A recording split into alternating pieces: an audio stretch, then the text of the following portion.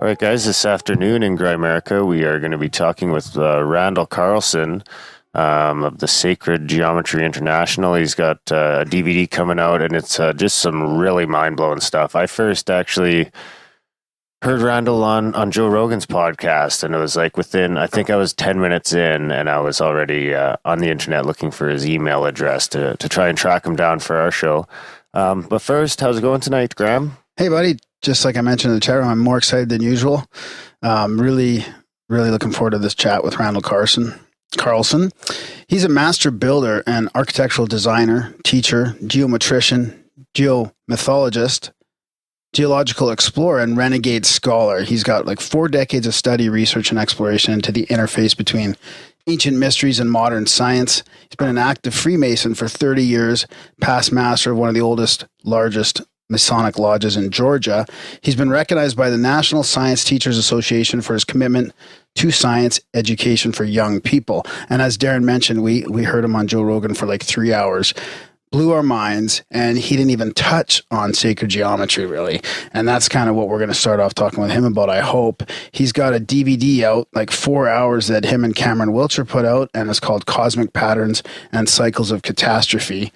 And I had a little preview last night and this morning, and yeah, crazy, mind-blowing stuff.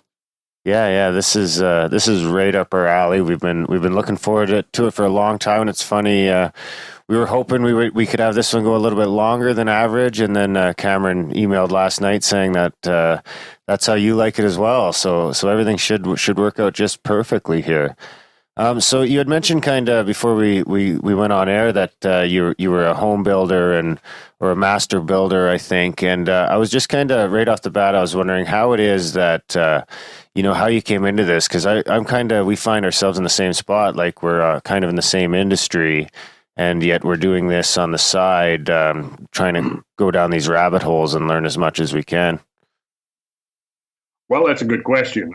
It goes back really to the early 70s and things that were happening, in the late 60s and early 70s. And I got involved in some rather interesting projects, mostly along the lines of Buckminster Fuller's dome. Oh, I was going to ask you about that. Yeah, I think that's what kind of got me going down this path, because I got involved with a group that was building a couple of Buckminster Fuller domes up in the north woods of Minnesota. And I got into that and got really intrigued by the geometry, the Fuller geometry that he was using. And one of the domes was kind of the architect who designed it integrated Fuller's concepts along with concepts of Islamic design. And so it was very interesting. And then the one of the projects, the one I just mentioned, this fusion project, was featured in a national publication called Shelter, which I think came out in 1973, if memory serves me correct. And in that, it was just a compilation of a lot of different things having to do primarily with vernacular architecture and experimental architecture and so on. Our dome that we had built was featured in that. But there was a lot of other information, too, about design of Islamic architecture and some of the principles they were using. That was my first exposure to the idea of the golden section, or so-called divine proportion. And it was also my introduction to the work of Le Corbusier, who incorporated the golden section into his system that he called the modular system, which was based upon derivative golden ratios from the human body. So that kind of led me into, being intrigued. I'd always enjoyed geometry, and I'd always enjoyed math. So that kind of just led me into that this path of trying to learn more about how geometry was used by builders in the past. Because, this is early on in my career, so I'm basically learning the techniques and the methods of modern building. But I just got intrigued by how things were done throughout history. And I think that's where it would have begun. And then it expanded from there, because I had, quite divergent interests. So I was looking at various spiritual traditions and things, and discovered that there were kind of this whole domain of spiritual architecture Hmm. And so as I kind of began to look into that, look into it into greater depth, I discovered that there was similar principles throughout a lot of the ancient structures, particularly structures that we would think of as sacred. And so I think between like 73 and 78, I actually became a Freemason in 1978. So I guess it's actually been more than 30 years now. I go 35 years plus. So I guess the intro, the bio was a little bit dated. But anyways, by the time 1978 had rolled around, I had explored, what was available back then. There wasn't a whole lot. It kind of it definitely led me into Freemasonry, because I began to look at the design principles of the Gothic cathedrals. And so I eventually took a trip to Europe and toured the cathedrals and other sacred buildings, collecting information and data. And I would say it just proceeded from there. Now there's so much more available than there was back in the 70s. This was just an emerging paradigm back then. And, I accessed as much as I could. I found a couple of, a double set of books called Sacred Geometry. Let's see, it was by George Lesser. It was earliest finding that I was able to come across of the term sacred geometry. And he wrote this book, I think, was in the 1940s, and it was primarily about the geometry used in churches and cathedrals. And so I devoured that, digested it. It was primarily, that's where I learned about the two systems, ad quadratum and ad triangulum, which based on the square is the ad quadratum, and ad triangulum is based upon the equilateral triangle. And so then I began to look into the Kabbalah and found that there was interesting things about geometry in there that actually related to architecture, which was kind of surprising.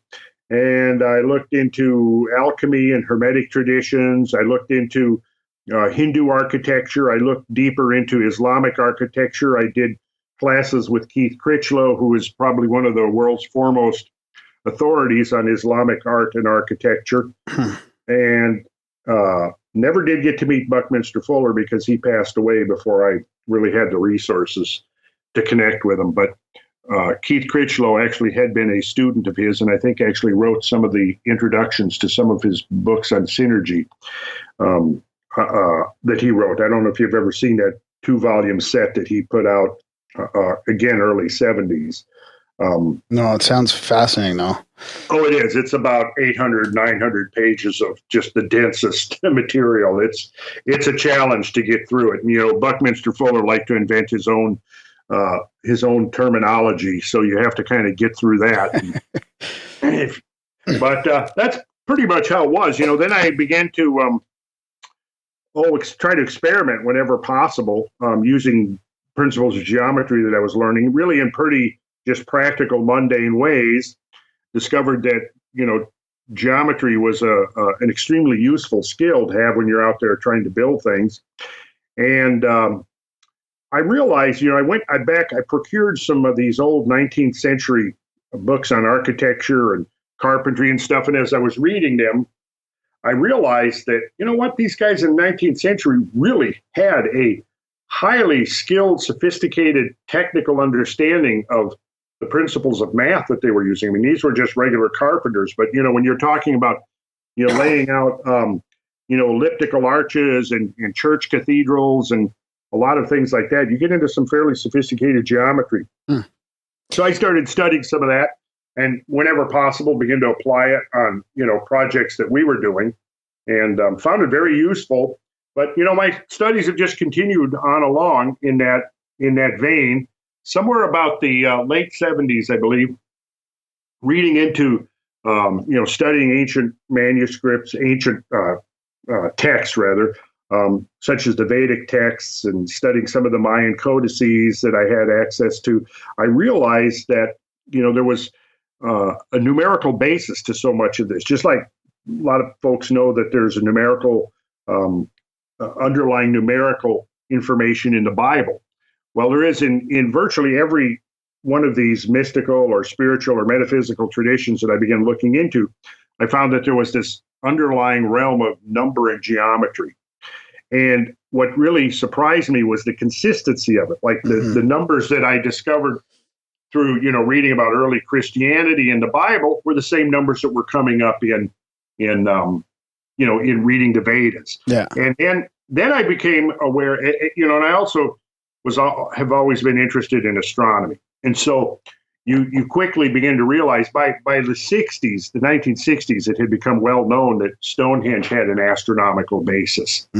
And so a lot of research was coming out in the 70s, like the work of Alexander Thom with his surveys of the megalithic structures throughout the British Isles, where he showed both the geometry and the astronomy. So I got a hold of both of his books and studied them in depth to try to understand the archaeoastronomy that was going on. And it was, the appreciation began to dawn on me of how they had integrated geometry with astronomy and architecture.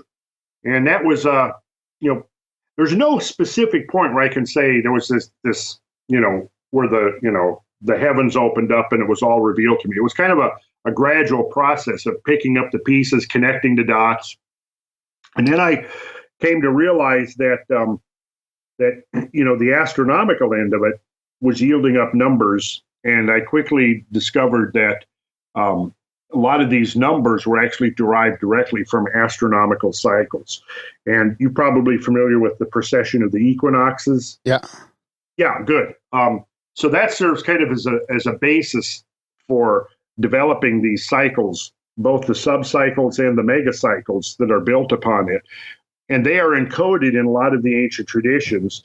And those numbers and ratios that you find between these time cycles are exactly the same numbers and ratios that you find encoded in the architecture, the sacred architecture, which to me was definitely an aha moment when I realized that, which led me to the realization that when you're talking about sacred geometry, most people, if you say geometry, you immediately start thinking of spatial phenomena. You start thinking of, either like two-dimensional patterns, or you start thinking of polygons or polyhedra or forms in space. Yeah. But sacred geometry also includes the geometry of time. And then that's where we get into a whole nother realm of realizing that that there is a cyclical nature to time, just as the ancients all over the world believed, and that these cycles are very important as far as understanding the rise and fall of civilizations, evolutionary changes, biological changes. And I think that our predecessors on this planet were aware of that on some level and began to try to incorporate knowledge of these cycles into their architecture. So, Stonehenge was demonstrated years ago by Gerald Hawkins to be and Fred Hoyle to be an eclipse predictor. And most of these structures will show or demonstrate or encode somehow the cycles of time, and they all seem to be based upon the so-called Great Year, which is just another term for the processional cycle. And this is what we've all heard about, the ages of the world, and we talk about the age of Taurus, or the age of Aries, and the age of Pisces, and now the age of Aquarius. Well, there's a lot of folks out there who talk about that who don't really understand the technical aspects of it or the astronomy of it, but really all it is this processional cycle and the vernal equinox transiting through each of the signs of the zodiac, each of the 12 signs of the zodiac, on an average period of about 2,100 years. Now, it's like 26,000 years, the full procession?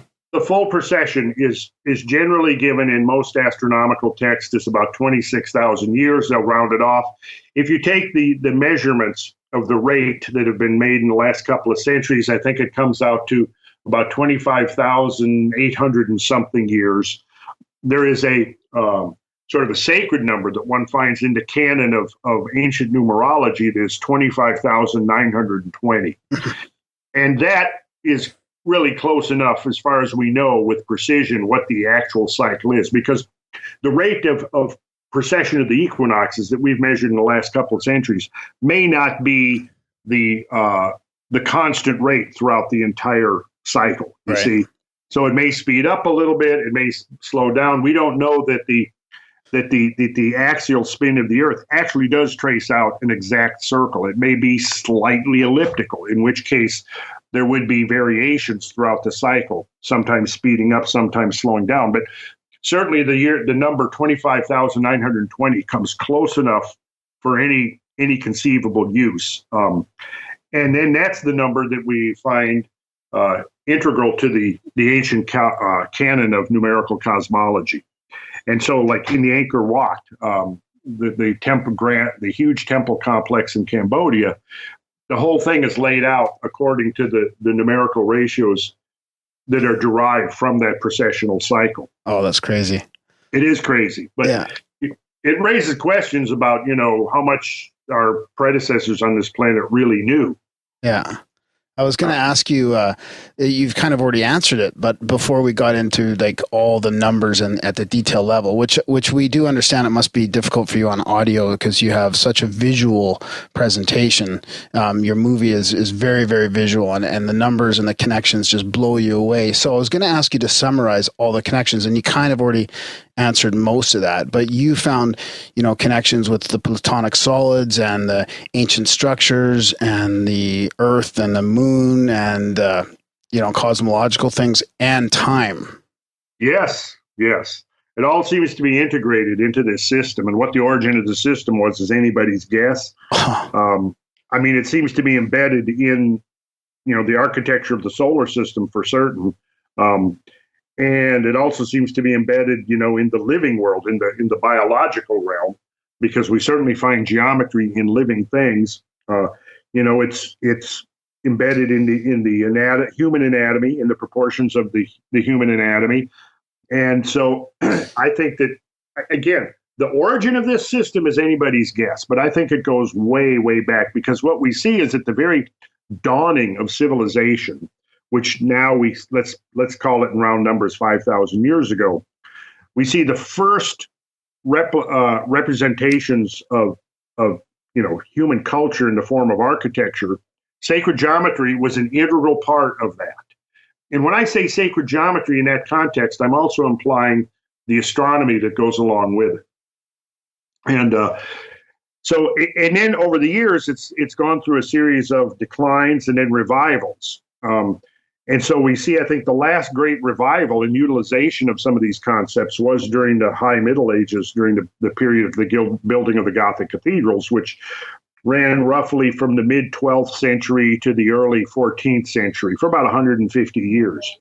And then there were, various shifts, both cultural and social shifts, but also environmental shifts that I think brought the great age of Gothic building to a close around between 1310 and 1320. And that's why a lot of the cathedrals, if you visit them, they give you the impression of not having really been finished, and a lot of them weren't finished. It's almost as if, a bell rang and everybody put down their tools and left, which is kind of one of the mysteries. But I've concluded that it's a number of factors converging all at once. One of the things would have been the onset of the Little Ice Age, which caused a number of agricultural collapses over a period of 5 or 10 years between about 1310 and 1330, right in that early 14th century period. And those agricultural collapses caused famine, which then led to the Black Plague. You had a population crash. And so the resources that had been available during the medieval warm period, which ran from about 1000 AD to this, early 1300s, came to an end. And the prosperity that accompanied that global warmth in terms of an extended growing season, higher elevations at which crops could be grown and so on. What you had was a well-fed population that was booming for a couple of centuries and increased wealth and trade. And it was this that largely stimulated the Gothic cathedral building era, because a few hundred years earlier than that, Europe just didn't have the resources. And then with the onset of global cooling in the early 1300s, like I said, you had a couple of serious years where basically agriculture in Northern Europe just collapsed completely. And this caused widespread hunger and famine and weakening of immune systems. And then this allowed the onset of the Black Plague, which just decimated the population of Europe. And that was largely the end of, the High Middle Ages as we know it, and the Gothic building boom. So, and then a lot of the traditions either became lost or went underground. And this is, I think, when we see I'm guessing that this is when we would have seen the first rise of speculative Freemasonry, which was basically an attempt to preserve some of the secrets and techniques and traditions of the guild craft builders during the Middle Ages from complete loss. And so originally in the guilds, you had to be an actual practicing Mason to become a member.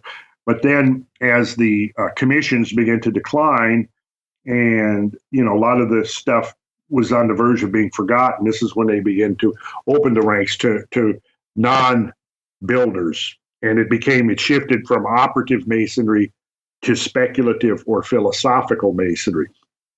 The change was not all at once. It was gradual over a period of centuries. And then in the early 1700s, that's when you had the reformulation of these various dispersed lodges into the modern Masonic Lodge around 1717, I think it was. Does that have something to do with why America kept the imperial system, like the sacred part of this whole numbering, the sacred geometry of it all? Like, why did the rest of the world go to metric if there's such a meaning behind all these numbers? Well, because of the fact that the rest of the world did not appreciate that there was this meaning behind the numbers. Right. The rest of the world had gone metric a good century and a half, already on their way to becoming metric, before it was really realized that there is this geometric or sacred basis, if you will, to ancient metrology. And so, yeah, it's a very good question you brought up. The imperial system actually does preserve elements of very ancient systems of measurement. And the systems of measurement, it's interesting that's coming up now, because in our Sacred Geometry online course, one of the things that we're actually getting into now in the second level, about midway through the second level, is sacred metrology, and how sacred geometry unifies many of these units of measurement that were used throughout history and throughout the ancient world to build the sacred structures. It's very interesting stuff. Yeah, we'll have to link to that online course. I wasn't sure if that was an online course or you had to actually go into a classroom. So that's fascinating. Yeah, it's an online course. That's great.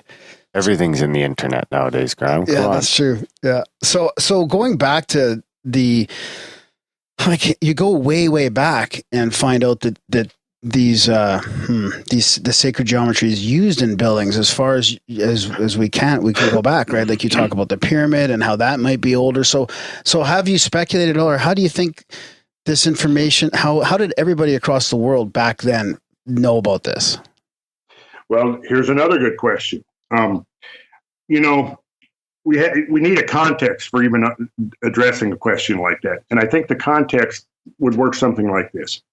We have 5,000 years roughly of recorded history, and that begins with cuneiform writing. In most standard texts, cuneiform writing in the Fertile Crescent, Sumeria, between 4,500 5,000 years ago, represents the emergence of civilization and recorded yeah, as we know it, right? If we look at the rise of civilization, we can go back and we'll see references to the emergence of agriculture, and it's usually given as 10,000 years ago. Okay. The first rise of cities, 9,000 years ago. The dispersion of languages, 8 to 10,000 years ago. The domestication of animals, the same thing. Well, some people might say we're domesticated. Where did I hear the other day where they said we've become Homo sapien domesticus or something like that? Yeah, I think we're becoming way too tame for our own good. It's yeah, I think so. So, anyways, we go back 8 to 10,000 years ago, and we find all these elements of things that we think of as, this is the first emergence of civilization. Well, we go back a millennium or two earlier than that, and we get to this major geological epoch shift from the Pleistocene to the Holocene. Now, when I was coming through school, the model of geology was strict gradualism. Yeah, and anybody like an Immanuel Velikovsky or somebody who started talking about catastrophes was considered a crackpot. Well, as it turns out, unless you're in a church. Unless you're in a church, a fundamentalist church, where you think that everything happened in 6,000 years. And if it did, if the whole planet was created in 6,000 years and the mountains were built in 6,000 years and all the strata was laid down, of course, then it would have to be necessarily catastrophic. Well, what geologists had done during the 19th century was push the geological timetable back hundreds of millions of years. So what they then now did was said, well, we've got virtually infinite time to accomplish anything. So when you have virtually infinite time, think about the work that you can do with one drop of water or one grain of sand at a time. At the same time as geological uniformitarianism is becoming the dominant model of Earth history, you have Darwinian evolution, which is becoming the dominant model of biological history. And it also requires long, interminably slow incremental changes. Yeah. And so you had these two major paradigms, kind of converging and became just the dominant way of looking at science, particularly, biological or geological science around the turn of the century. And anything considered, catastrophic was seen as a throwback to theological interpretations, biblical fundamentalism, so it was rejected out of hand. So what we see is coming through the 20th century, we see these quote unquote crackpots who are actually out there in the field looking at evidence that is clearly indicative of some kind of catastrophes. And they kind of, kept the paradigm alive.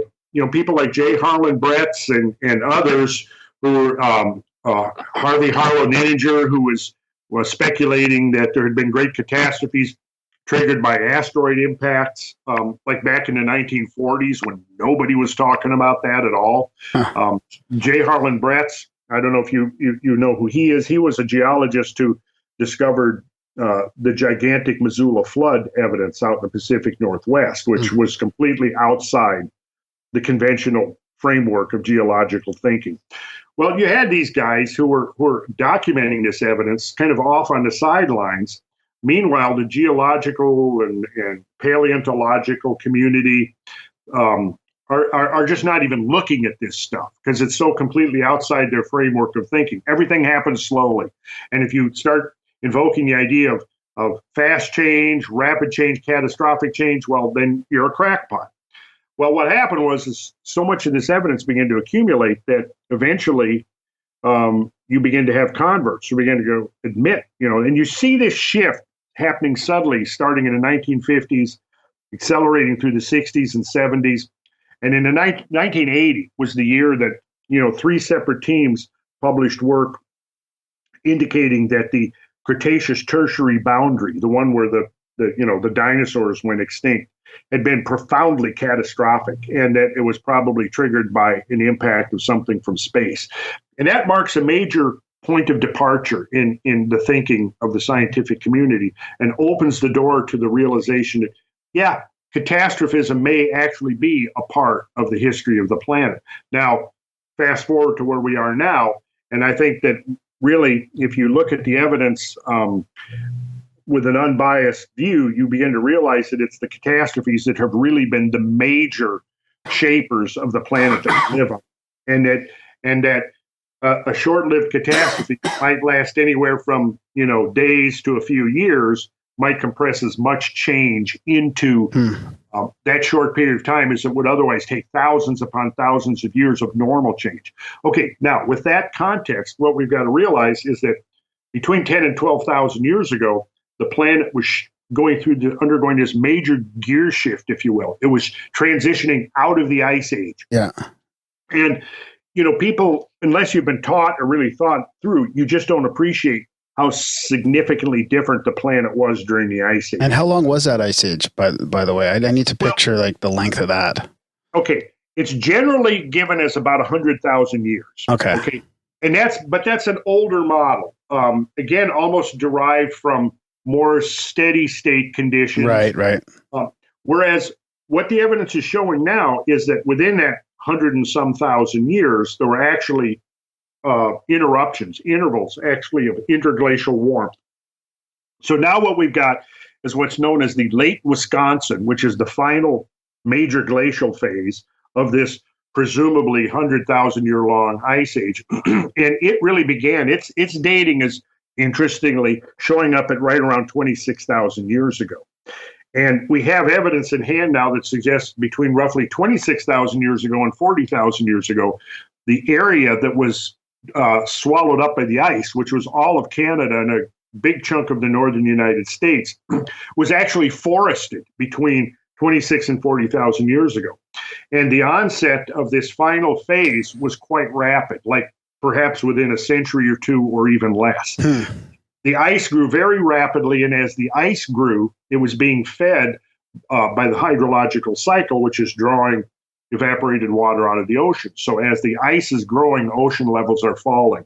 So you basically lost about 7 million square miles of the Earth's surface to the ice, but at the same time gained about 10 million square miles because of the fact that the dropping sea level exposed the continental shelves of the planet, which are mostly less than 400 feet in depth. And 400 feet is, in round numbers, about how far sea level dropped. Now, in modern discussions, we're talking about, due to climate change and so forth, 1 or 2 feet of sea level change over the next century.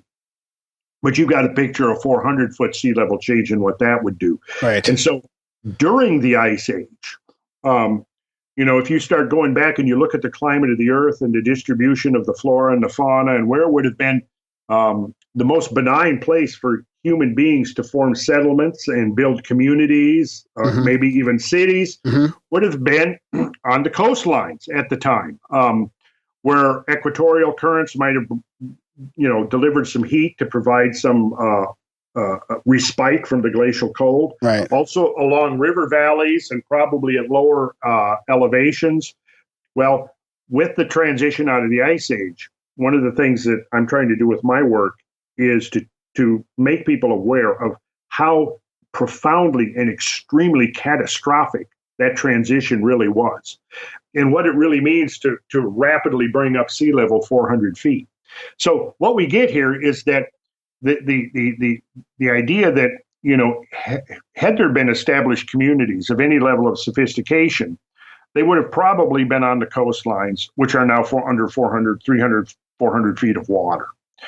So that's why I've kind of maintained for years now that marine geology and marine archaeology are probably really, marine archaeology is probably now the future of archaeology, if we can begin to discern. And already we're seeing discoveries, some of the stuff that Graham Hancock is doing, like over at Yoneguchi and off the shore of Japan or Okinawa. I don't know how that's going to play out yet, whether that underwater formation is totally natural, totally artificial, or somewhere in between. But it does appear that it's, from what I've learned, it appears to be a natural formation that was carved by humans. But it's now, under 100 feet of seawater, which means you have to go back 10,000 years to find the date at which it would have been carved. So what I'm getting at here is that we're kind of in a situation now, and it seems it hasn't really sunk through to mainstream academia, that we maybe need to be rethinking our history. And I'm trying to get back to, I haven't lost sight of the question that led to this ramble here, which is that, where did this come from? Well, when we go back and we look at the very beginning of recorded history 5,000 years ago, we find this very sophisticated knowledge. We find knowledge of astronomy, of geometry, of engineering, of geology and geodesy, incorporated into all of these structures that we're finding that are between 4,000 and 5,000 years old. So what we're seeing is these very simplistic, societies that are either hunter-gatherers or subsistence farmers. A generation or two later, they're building these extraordinary temples. Where is that impetus coming from? Where is the impetus coming from to suddenly organize on a level that you can build the pyramids of the Giza Plateau, or to build Stonehenge, or some of the other, in North America here, like in Louisiana, there's Poverty Point and a couple of others that are between 4,000 and 5,000 huge monumental earthworks that are, between 4,000 and 5,000 years old. Watkins Brake is actually closer to 6,000 years old. And it's an elliptical series of 11 hills that were artificially created by somebody. And it has very interesting geometry in it. And some researchers have actually demonstrated that these formations, include things like the golden ratio and other principles of sacred geometry. So where in the world does this come from? Well, I'm going to throw this out just as a hypothesis that would need to be, obviously tested against the evidence. Okay. But when you think about human beings on planet Earth, modern human beings, right? How long have we modern humans been occupying this planet? 180, 200,000 years? I don't know. Mike Cremo might say even longer than that. Yeah, he might. Although, I'm basing this on conservative, hard skeletal evidence. Okay. So I'm perfectly willing to think longer than that. But for purposes of the point I'm making, we don't really need to. I mean, okay. If we go even 150,000 years, 200,000 years, somewhere in that span of time, we're basically acknowledging that most of the human story on Earth is missing. If we have this convenient prehistoric model of cavemen living in caves, wandering around with their clubs, dragging their women folk by the hair or whatever, like alley-oop. Yeah. In their spare time, maybe painting some pretty extraordinary paintings on cave walls. That sounds like the life. Now you have to pay big bucks to go do something like that these days. I know. It probably did have its advantages. But at the same time, listen, when you woke up in the morning in the Pleistocene, bear in mind that one of your major goals of the day was to not be eaten by a giant cave bear or a saber-toothed cat or a dire wolf. So, your priorities might have actually been a little different during the Ice Age. Although now what I'm getting to is that there's no reason to reject out of hand the possibility of sophisticated civilizations, 15 or 20,000 years ago.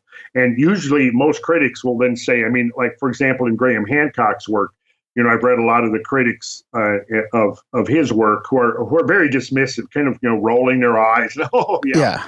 Ancient civilizations. Yeah. Well, if there was all these ancient civilizations, where's the evidence? Yeah.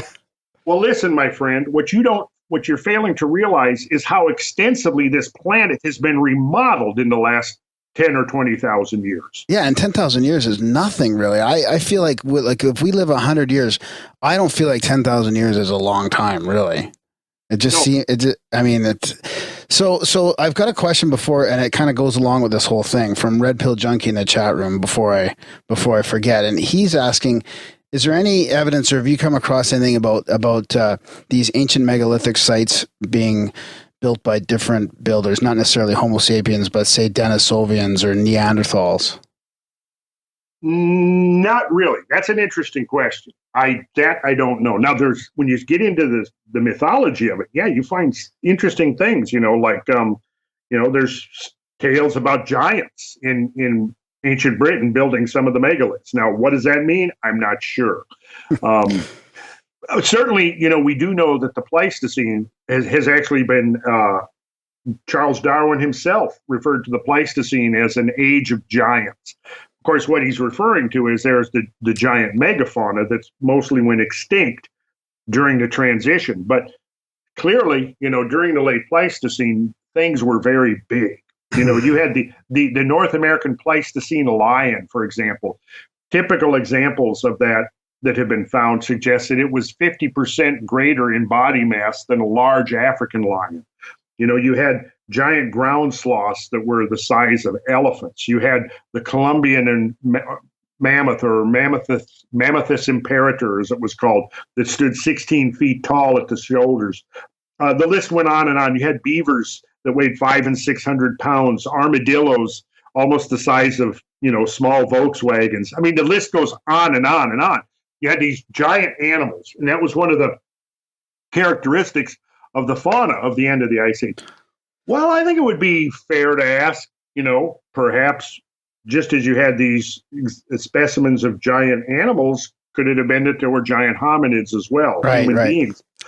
And there's some tantalizing evidence out there suggesting that there was. You keep beating me to my questions for you. So that was one of my questions. Are you talking about the ancient giants in America, like from the guys like Richard Dewars and that kind of research? Zimmerman. Well, I'm not familiar with that research. However, there is a lot of stuff, particularly from the 19th century, where they've uncovered skeletons of giants. I say giants, I'm not talking about 50 feet tall. I'm talking about 7 to 8 feet tall. In some cases, larger than that. Yeah. And a lot of these, we don't have photographic evidence. We have, but what we do have is a lot of accounts, and oftentimes written by very trustworthy individuals, doctors, theologians, people who were there and witnessed these excavations. In some cases, multiple people signed affidavits claiming, yes, we did see this. We saw that 8-foot skeleton that was dug out of this mound. Until the Smithsonian came around and grabbed it. That's what it seems like. Yeah. Yeah. That seems to be, if it looks like a duck and it quacks like a duck. Yeah. So there's some very interesting stuff regarding, larger than modern humans. And it does suggest, there's so many traditions, mythical tradition. Of course, we all know the story of David and Goliath, but, the ancient mythology is replete with stories about larger than normal human beings. And then there was the work of, what was his name? The Swedish geologist around the turn of the century who, in northern Sweden, he dug up several skeletons that he claimed were 8 and 9 feet tall. I'm trying to remember his name. It'll come to me in a second. Yeah. But yeah, there's a lot of that it really suggests that the standard view of history is leaving an awful lot out. Yeah. Yeah. Okay. So since we're on that kind of topic, this ancient knowledge of sacred geometry, there is, you can't help but ask the question, since so many civilizations around the world have legends and myths about star people and contact with, extraterrestrial civilizations. I mean, what do you think about that? Some of this, and I'm not trying to discount the smarts of any, Paleolithic man, but what about that? Some visitations to disseminate some of this knowledge. Well, I'm open-minded, but at the same time, the way I look at it is, even though I'm open-minded about it and it's possible, I don't think we need aliens. Basically, if we could have, all you have to do is look at our own modern history. Look at since the scientific enlightenment and the rise of science, since the Renaissance times, and how quickly we have progressed to the fact that we can sit here now doing what we're doing on Skype right now. Right. We're linking, the whole planet is becoming linked into a grid where we can begin to communicate instantaneously around the planet because of the fact that we have the satellite system. Think about Google Earth, think about, all of the technologies and scientific breakthroughs that have occurred in the last century. My grandfather, who I knew well, when he was a kid, there were no airplanes. They were still in the horse and buggy days, right? So here we are only a few generations later, and look at how far we've come. Now, let's suppose that in the next decade or two, we have an environmental catastrophe on the same scale as what occurred at the Pleistocene-Holocene transition 12,000 years ago. Right. What would we expect to see of our civilization 10,000 years from now? Not much at all. Yeah, that's hard to imagine because with all the, the steel and the glass and the big cities, it's really hard to imagine. But I've heard you explain it before, and it kind of does make sense. Yeah, yeah. I mean, the infrastructure we've created requires constant maintenance because as soon as we stop maintaining it, it begins to degrade. Nature quickly begins to seize control, and it doesn't take long. I mean, we've probably talked about that on a number of other interviews that I've done. But the idea is that it doesn't take long. For the a century or two, and all the grounding systems in these tall buildings are going to have basically deteriorated to where they're no longer effective. So then what happens is you have lightning strikes, and these lightning strikes are going to start fires. And once the glass begins to break and you have weather entering in, the steel begins to rust. And 3 or 4 centuries of the steel rusting, the buildings are going to be collapsing into heaps. Give them another couple of millennium, the steel is going to have rusted away. It's going to become completely oxidized. It'd be hills. And you're going to have nature taking over. You'll have soil layers forming over the piles of rubble. And, another few millennium go by. You can be a hunter out walking in the forest going over a hill and having no idea that hill was once the rubble of a city. You see, and of all the architectural materials that we could use to build enduring infrastructure, stone would be the most enduring. Steel is not that durable over the long term. So, yeah, I mean, and this is even just, what was it? If one of the Discovery Channel or Smithsonian or somebody did a thing a couple of years ago about what would happen if humans just abandoned, like, what if we just left the planet? Yeah, I remember. I think that was on the History Channel where they showed what would happen after this many years and that many years, and it doesn't take long. That's funny because that's whenever I watched Ancient Aliens, that was more what I took away from it than Aliens so much, was that there was something going on in our past that, humanity's cycle has been more like up and down than we think. Yes. You know what? And that's, go ahead. Oh, no, I just had an example because we had a flood here in Calgary a couple of years ago, the summer, not this summer, but last spring or whatever. And I was traveling to a little river area where we see the Bow River, and I was with a couple of friends that used to go there all the time. And this was after the flood, and there was all the remnants of the flood and everything. And the river had actually completely changed course. Like what we were standing on was hundreds of yards of gravel and rock where the river used to be. And the river in a day or two or overnight had completely rerouted itself. And that was just a bit of a shock to me, going, holy fuck, in a day, this river, like probably all the way down for hundreds of miles, it had just shifted itself. Yeah, and that's exactly what I was talking about earlier when I was saying that these catastrophes, whether they're even local or regional catastrophes or something on a much larger scale, they will do as much geomorphic work in a day or two sometimes as otherwise might take centuries or thousands of years. And what you saw is a really good example of that. There was a flood. So you guys are out of Calgary? Yeah. Yep. Well, you probably know about Okotoks Rock then, right?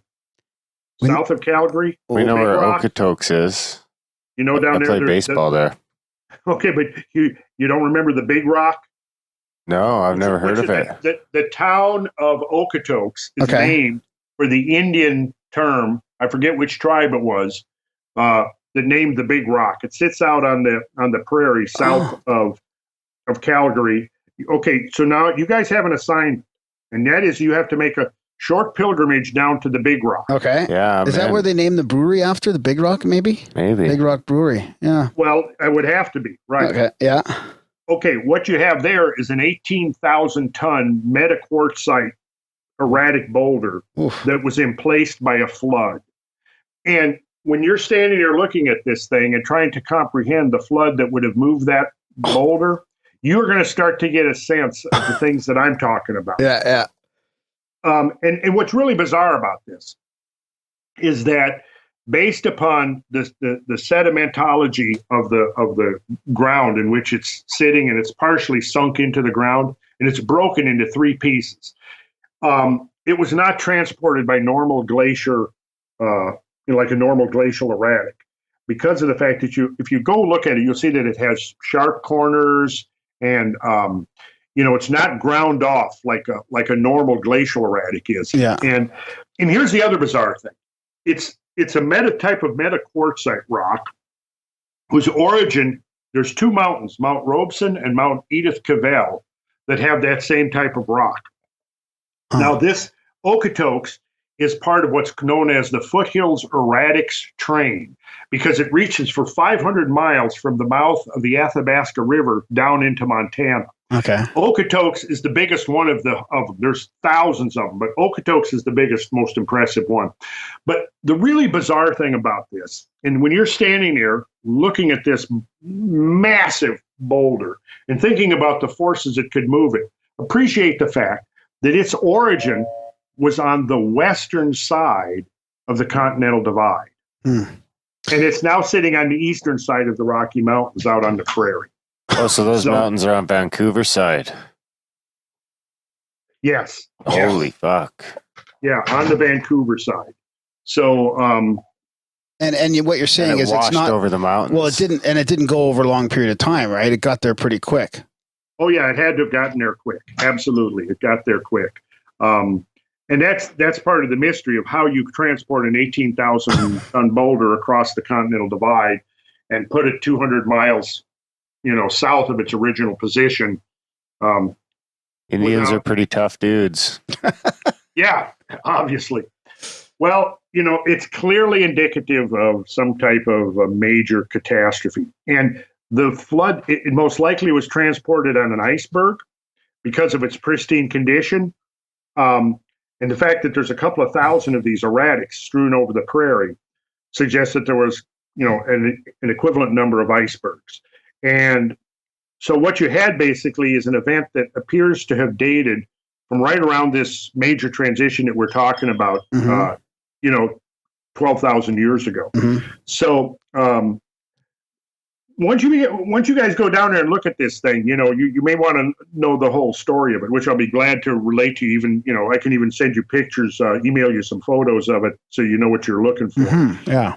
Yeah, I need to go check that out for sure. That's like literally 20 minutes from the studio. Yeah, it's in your backyard. And what that's going to do is that's going to be the thing that kind of, I think, opens your mind, opens your eyes to these kinds of events that we're talking about here. Because that the forces that in place those erratics, I think, were part of a global event. And a global event that had, very diverse regional expressions. But, this, in fact, in September, I'm going with Graham Hancock, and we'll have to see how much time we have, but we're going to be starting in Washington State and coming across Idaho and Montana, and we're going to make a road trip from the West Coast, probably the Portland area, to the Minneapolis, Minnesota. And what we're going to do is we're going to follow the southern margin of the Great Ice Sheet, and we're going to be documenting evidence that it underwent this catastrophic meltdown. And if we get a chance to divert, if we have an extra day or two, we're going to divert up into Canada. And we may, because I'd like to show Graham the big rock, so he begins to really appreciate the kind of forces we're talking about here. Well, if you guys make it up to Canada, we'll have to have you guys in the igloo here for an in-person chat. Yeah. And if we don't, what we should do is stay in touch. And then early next summer, I'm planning a major trip that's going to explore Alberta and British Columbia. Wow. Because I think British Columbia, if you go up into Canadian Rockies, do you know where Prince George is? Oh, yeah. Yeah. I think that was ground zero, one of the multiple ground zeros of the last great global catastrophe. Wow. And that's the things I want to explore. Wow. Because you see, we're talking about a massive, extreme, severe disruption of the ice sheet complex around 12,000 years ago, 13,000 years ago. And as a consequence of that, there were just these enormous floods of meltwater issuing off the front of the ice sheet. And in some cases, these meltwater floods approached 1 billion cubic feet per second, which is, I mean, even as I say it, I'm knowing you probably don't have any context or handle for even understanding what 1 billion cubic feet per second looks like. No. Yeah, nobody does. Well, that's funny because when we were even watching, I don't know if I was with you, but we were watching some old footage of the Tokyo tsunami. Yeah. And it's like watching that, it's like you're watching a movie. It's surreal. And that's like probably 0.00001% of what was going on when what probably amounts to what was the biblical flood, and all the floods from all the different religions was probably so fucking crazy.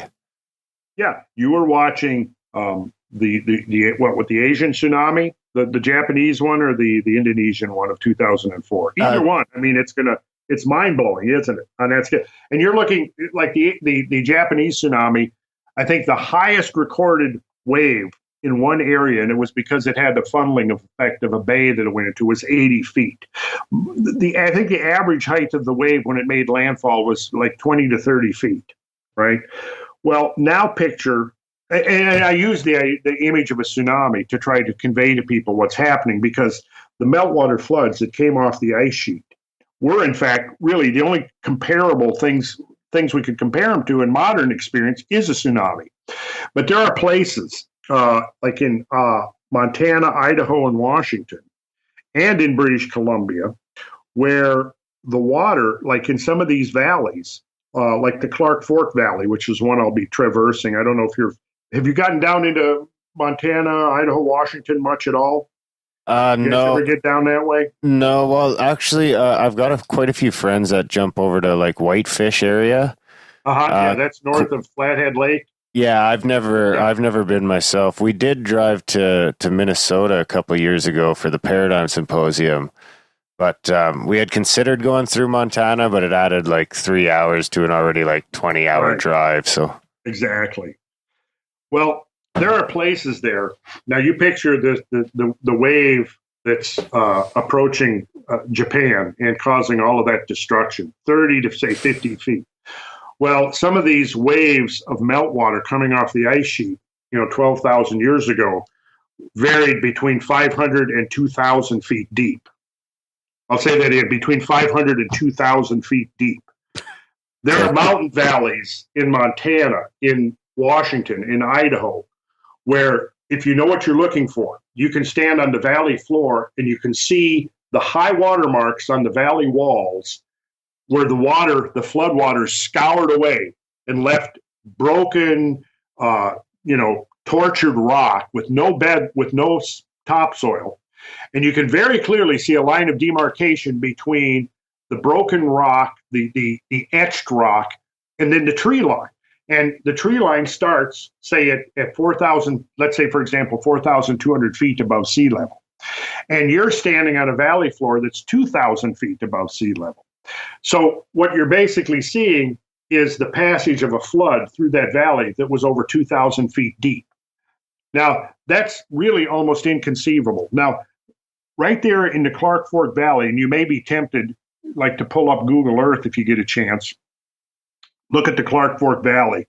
And what you'll see there is a valley that's basically about 7 miles wide. Varies between 3 miles and 7 miles wide. And water flowing through there, again, was over 2,000 feet deep. And it was probably moving on the order of 50 to 60 miles an hour.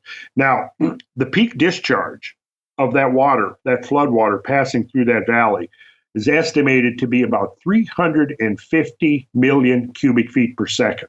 Okay, so we're talking about maybe a third of the largest discharge estimated from the melting of the ice 12,000 years ago.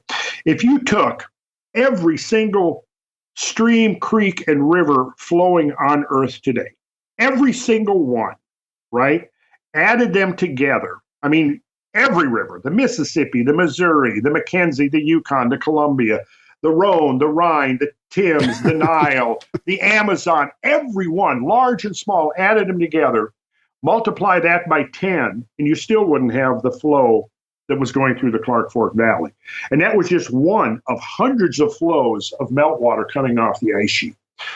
And all of this is ultimately flowing into the oceans of the world and rapidly bringing sea level up. And so the civilization before us must have been burning too many fossil fuels too.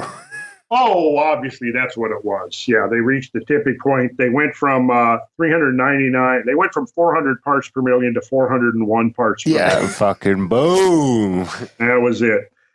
No, I suspect what it was a change in the astronomical environment. In looking for triggers, I think the most likely thing was that the Earth got caught in a cosmic swarm for a few millennium. Yeah, I think we talked to Robert Schoch about a month and a half ago, and he was talking about solar, some sort of solar outburst or solar activity causing a rapid melt of the glaciers, and that's kind of why the people who maybe originally made the Easter Island heads there, Maori.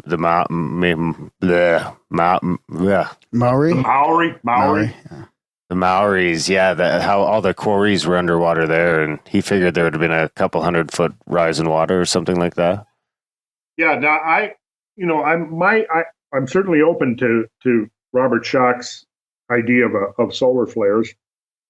I'm still more inclined to think it's more like a celestial bombardment rather than sun. However, we have to understand that the most cutting edge models suggest that the solar system operates as a dynamic unity. So there are variations in the flux of material into the inner solar system from the Oort cloud and the Kuiper disk. Mm-hmm. There are also variations in the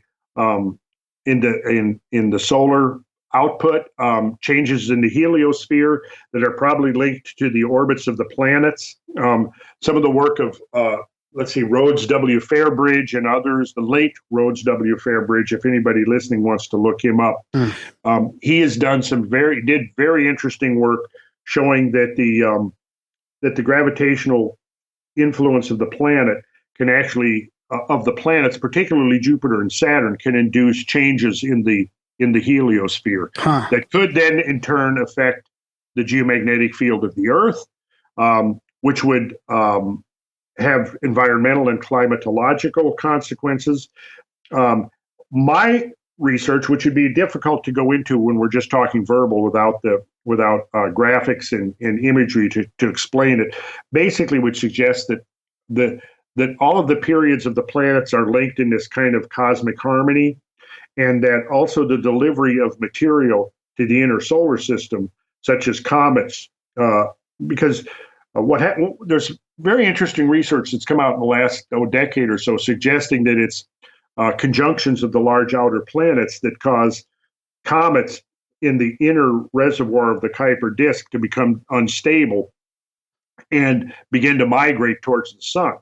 Well, if you have a large cometary object, let's say 20 to 50 miles or 100 miles in diameter, and these objects begin to come into the inner solar system, they may undergo a hierarchy of disintegrations that requires maybe 10 or 20,000 years to go from a single integrated comet nucleus into a meteor stream. And during this time, the meteor stream and the comet orbit undergoes precessional changes, which can cause epochs where these streams are passing through the Earth's orbit. Right. So what happens is when Earth's orbit is intersecting the orbit of a disintegrating comet or a meteor stream, the potential for an impact goes up exponentially from the normal background. Right. And there's a group of British neo-catastrophists, William Napier, Victor Klube, and a number of others that have been working on this since the early 80s or even late 70s, suggesting that there are epochs of accelerated bombardment, which are generally caused by large comets being delivered to the inner solar system, undergoing a hierarchy of disintegrations, and then Earth encountering the byproducts of those disintegrations. And let's say the Earth runs through a stream of cosmic dust. Well, what that's going to do is it's going to increase the opacity of the atmosphere, reduce the amount of solar energy that can reach the surface, and induce a global cooling. And let's say that, on the other hand, debris falls into the ocean and lofts water vapor into the atmosphere. Well, the most effective greenhouse gas is water vapor. Wow. So you can have water car, not a good idea. So what? Say that again? So the water car is not a good idea. Oh, I don't know about the water car, but maybe not. So burns water? Is that part of a regular cycle, like of the great year, Ben? Is that why people think that every so many thousands of years? Yeah, but the Earth, like, how long does it take for the solar system to go around like the center of the galaxy? It seems like the Earth takes a long time before the Earth is ever in the same place again. It's like every day is a new day, man, new adventure. Yeah, it takes a couple 100 million years for the Earth to go around the galaxy completely. Now, of course, within that span of time, the solar system is oscillating above and below the galactic plane. Most of the debris of the solar system and dark matter is concentrated along the galactic plane. So part of the hypothesis of people like Victor Klube and others of the neo-catastrophist school is that Michael Rampino, I think, has done a bunch of work along these lines, and others suggesting that when the solar system is passing through the galactic plane, we're going to be more subject to disruptions. Now, you got a picture that we think of the solar system as not 8 planets plus Pluto, and Pluto is the outermost, and beyond that there's nothing. Well, that's an old model, obsolete. What we now know is that outside of the orbit of Neptune, Uranus and Neptune is this disk of, billions of comets. The Oort cloud, isn't it? Or the Oort cloud? No, this is right around the planet, I think. Talking about. Yeah, this is the Kuiper disk, named after Gerard Kuiper, who first theorized that it existed. And outside of the Kuiper disk is the Oort cloud. And the Oort cloud is like a spherical shell of hundreds of billions of comets, right? Now, think of it this way. You've got this spherical shell of comets that reaches literally halfway to the nearest stars, right? A couple of light years out it reaches. And then on the inner stages of the Kuiper disk, it grades of the Oort cloud, it grades into this Kuiper disk, right? Now, it appears that the Kuiper disk is kind of like a holding reservoir between the outer zones of the Oort cloud and the inner planetary zone.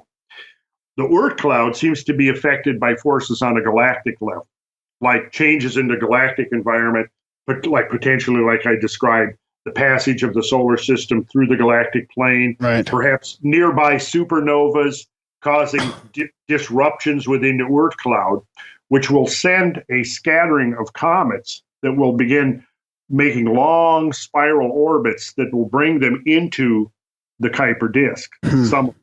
Okay, that becomes like a holding pen, if you will. Now, the inner zones of the Kuiper disk, it's in a quasi-stable situation where, it takes very little to perturb them in their orbit, but there actually isn't many forces, gravitational or otherwise, that can perturb them.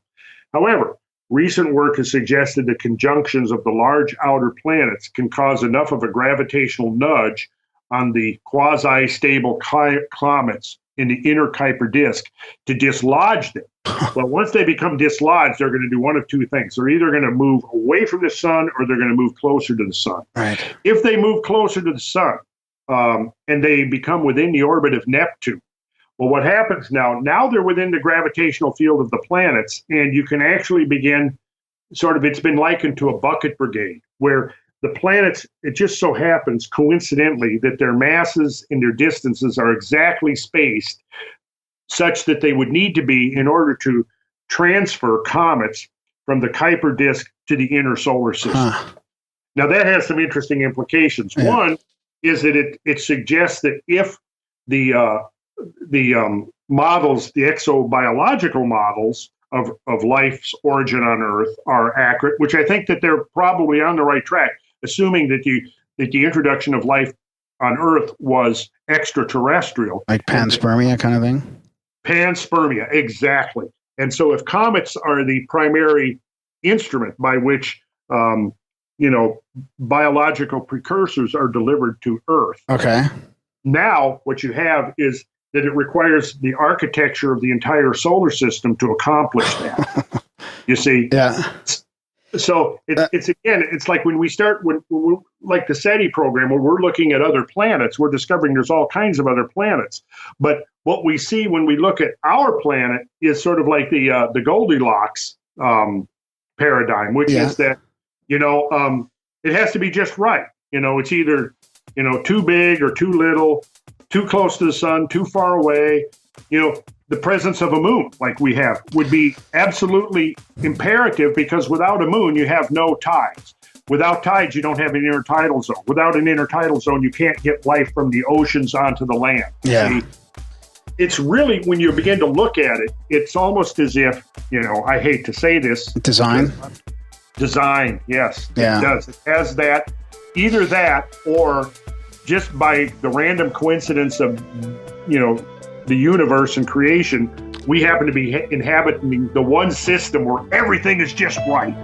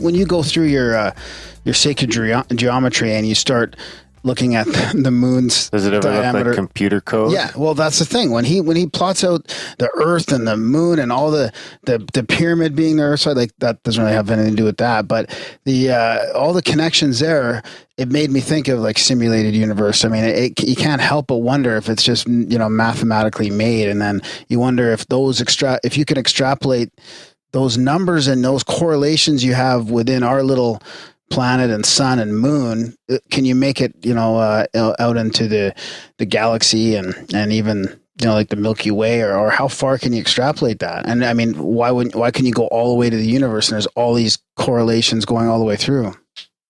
You know what? My suspicion is that once we have the perspective that will allow us to have an opinion on that, is that we will find that the geometry pervades the entire universe.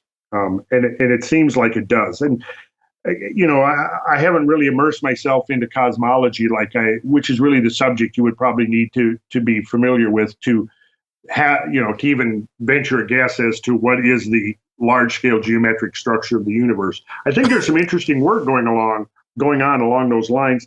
I just haven't had time to look into it yet. Right. So I need 48 hours in a day. Yeah. So, but you have obviously contemplated the simulated universe or the digital universe, or it being by design as opposed to by chance. Oh, yeah. The term for that is teleology, the evidence for design or purpose in the natural order. Huh. So there's actually a term for it. And yes, I tend to gravitate towards the teleological interpretation of reality. What's the alternative? It's all just random. I mean, that's a leap of faith as well, to say, well, it's all just an accident. Thomas Fusco would say that's like, what would it be, like the tornado hitting the scrapyard and assembling a 57 Chevy? Yeah.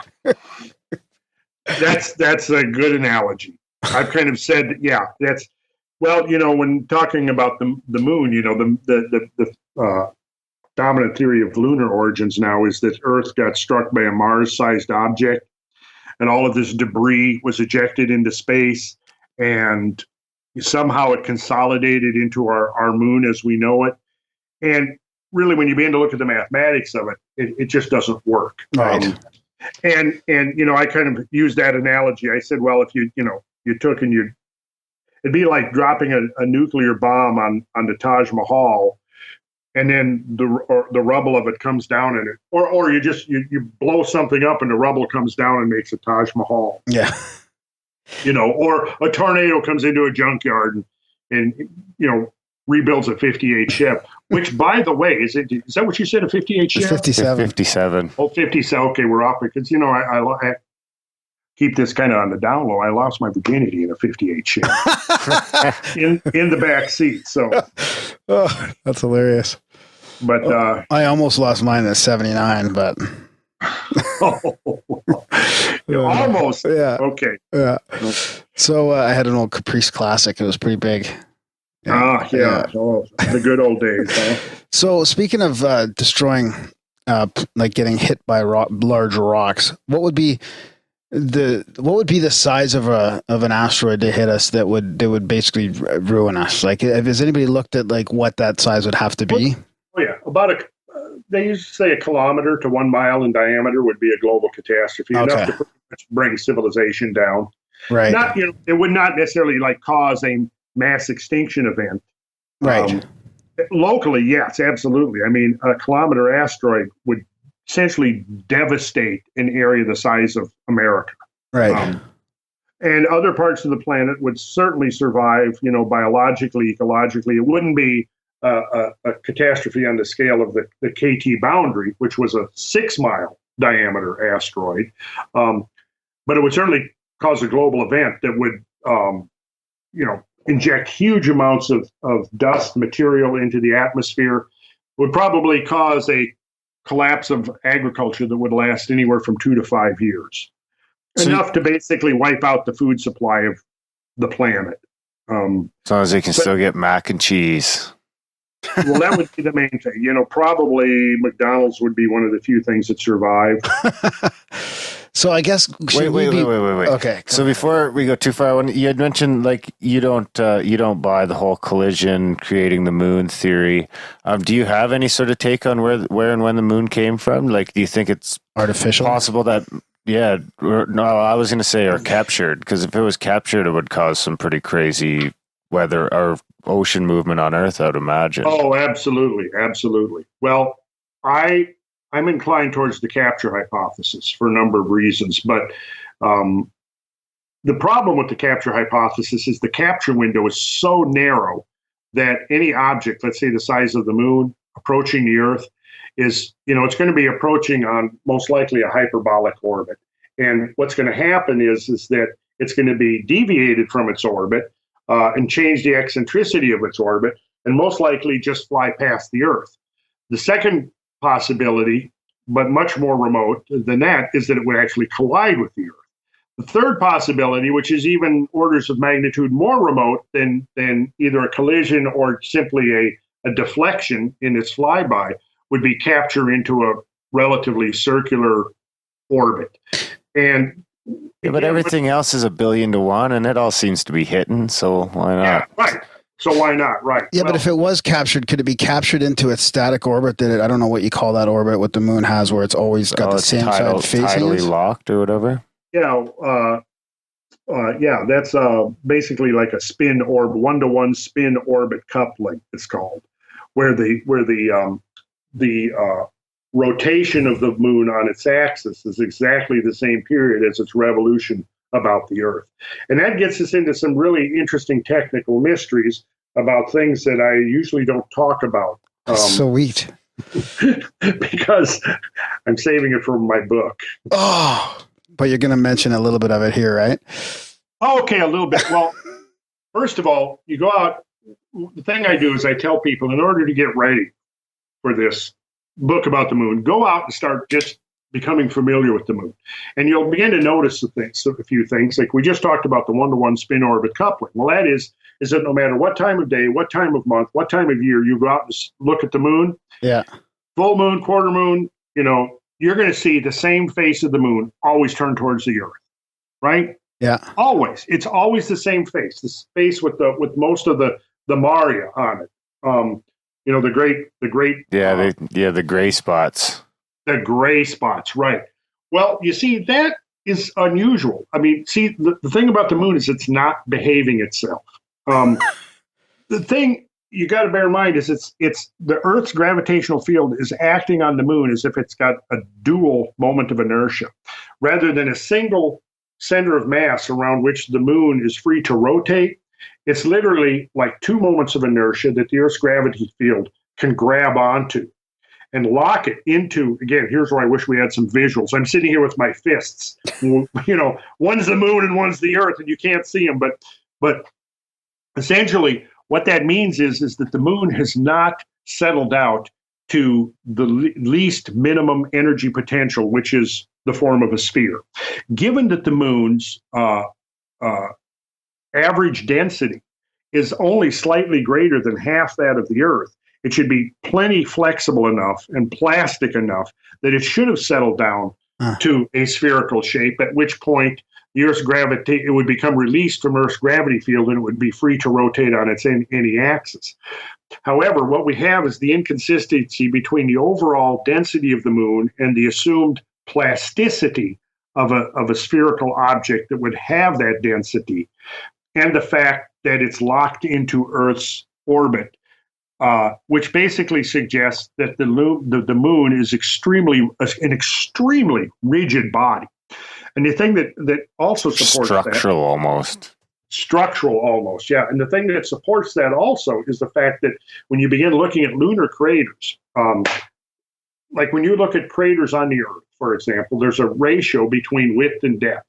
And it's usually 10, depending on the density of the target material, the density of the object coming in, its angle, its velocity, all of that. The crater that is formed will be between 10 and 20 times as wide as it is deep, right? So what you see on the moon is when you start looking at craters, they're obeying that proportion of that width to depth proportion up to about 3 to 5 miles in diameter. Once they get up to about 10 miles, what you see is they keep getting deeper, right? But then once they get 10 miles, 20 miles, 30 migh in diameter, they don't get any deeper. It seems like they have a maximum depth of about 3 miles. All you got to do, you mentioned the Maria, the gray areas. Those are basically basaltic lava plains that were formed during giant impacts. Yet, unlike a normal crater, and I don't know if you've ever seen a meteor crater, there's a great one down in Arizona where you really see the classic bowl-shaped form. It's about 3,500 feet wide and 600 feet deep, and it conforms to the expected scaling ratios of width to depth. But if you look at the lunar craters, again, once you get to about 3 miles in depth, they don't get any deeper, no matter how wide they get, which again suggests an extraordinarily rigid crust, a crust that has the ability to withstand enormous impacts without, there being significant depth of excavation resulting from those impacts. Yeah, and you hear stories about it ringing kind of like a gong when they were launching probes into it back in the 60s. Yes. It had a long wave train that sometimes lasted 4 to 6 hours rather than being damped out in a matter of minutes. Yeah. It was described as ringing like a bell. And that's, again, peculiar and suggests that there's an enormous amount of scattering of acoustic waves in the interior of the moon. So then you have to ask, well, what would cause that? Well, what would cause that essentially is voids within the moon. Hollow moon. So I'll say this much.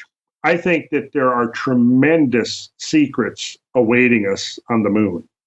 The moon is really a mysterious object. And the more you begin to look at the moon, the more you begin to realize how strange it actually is.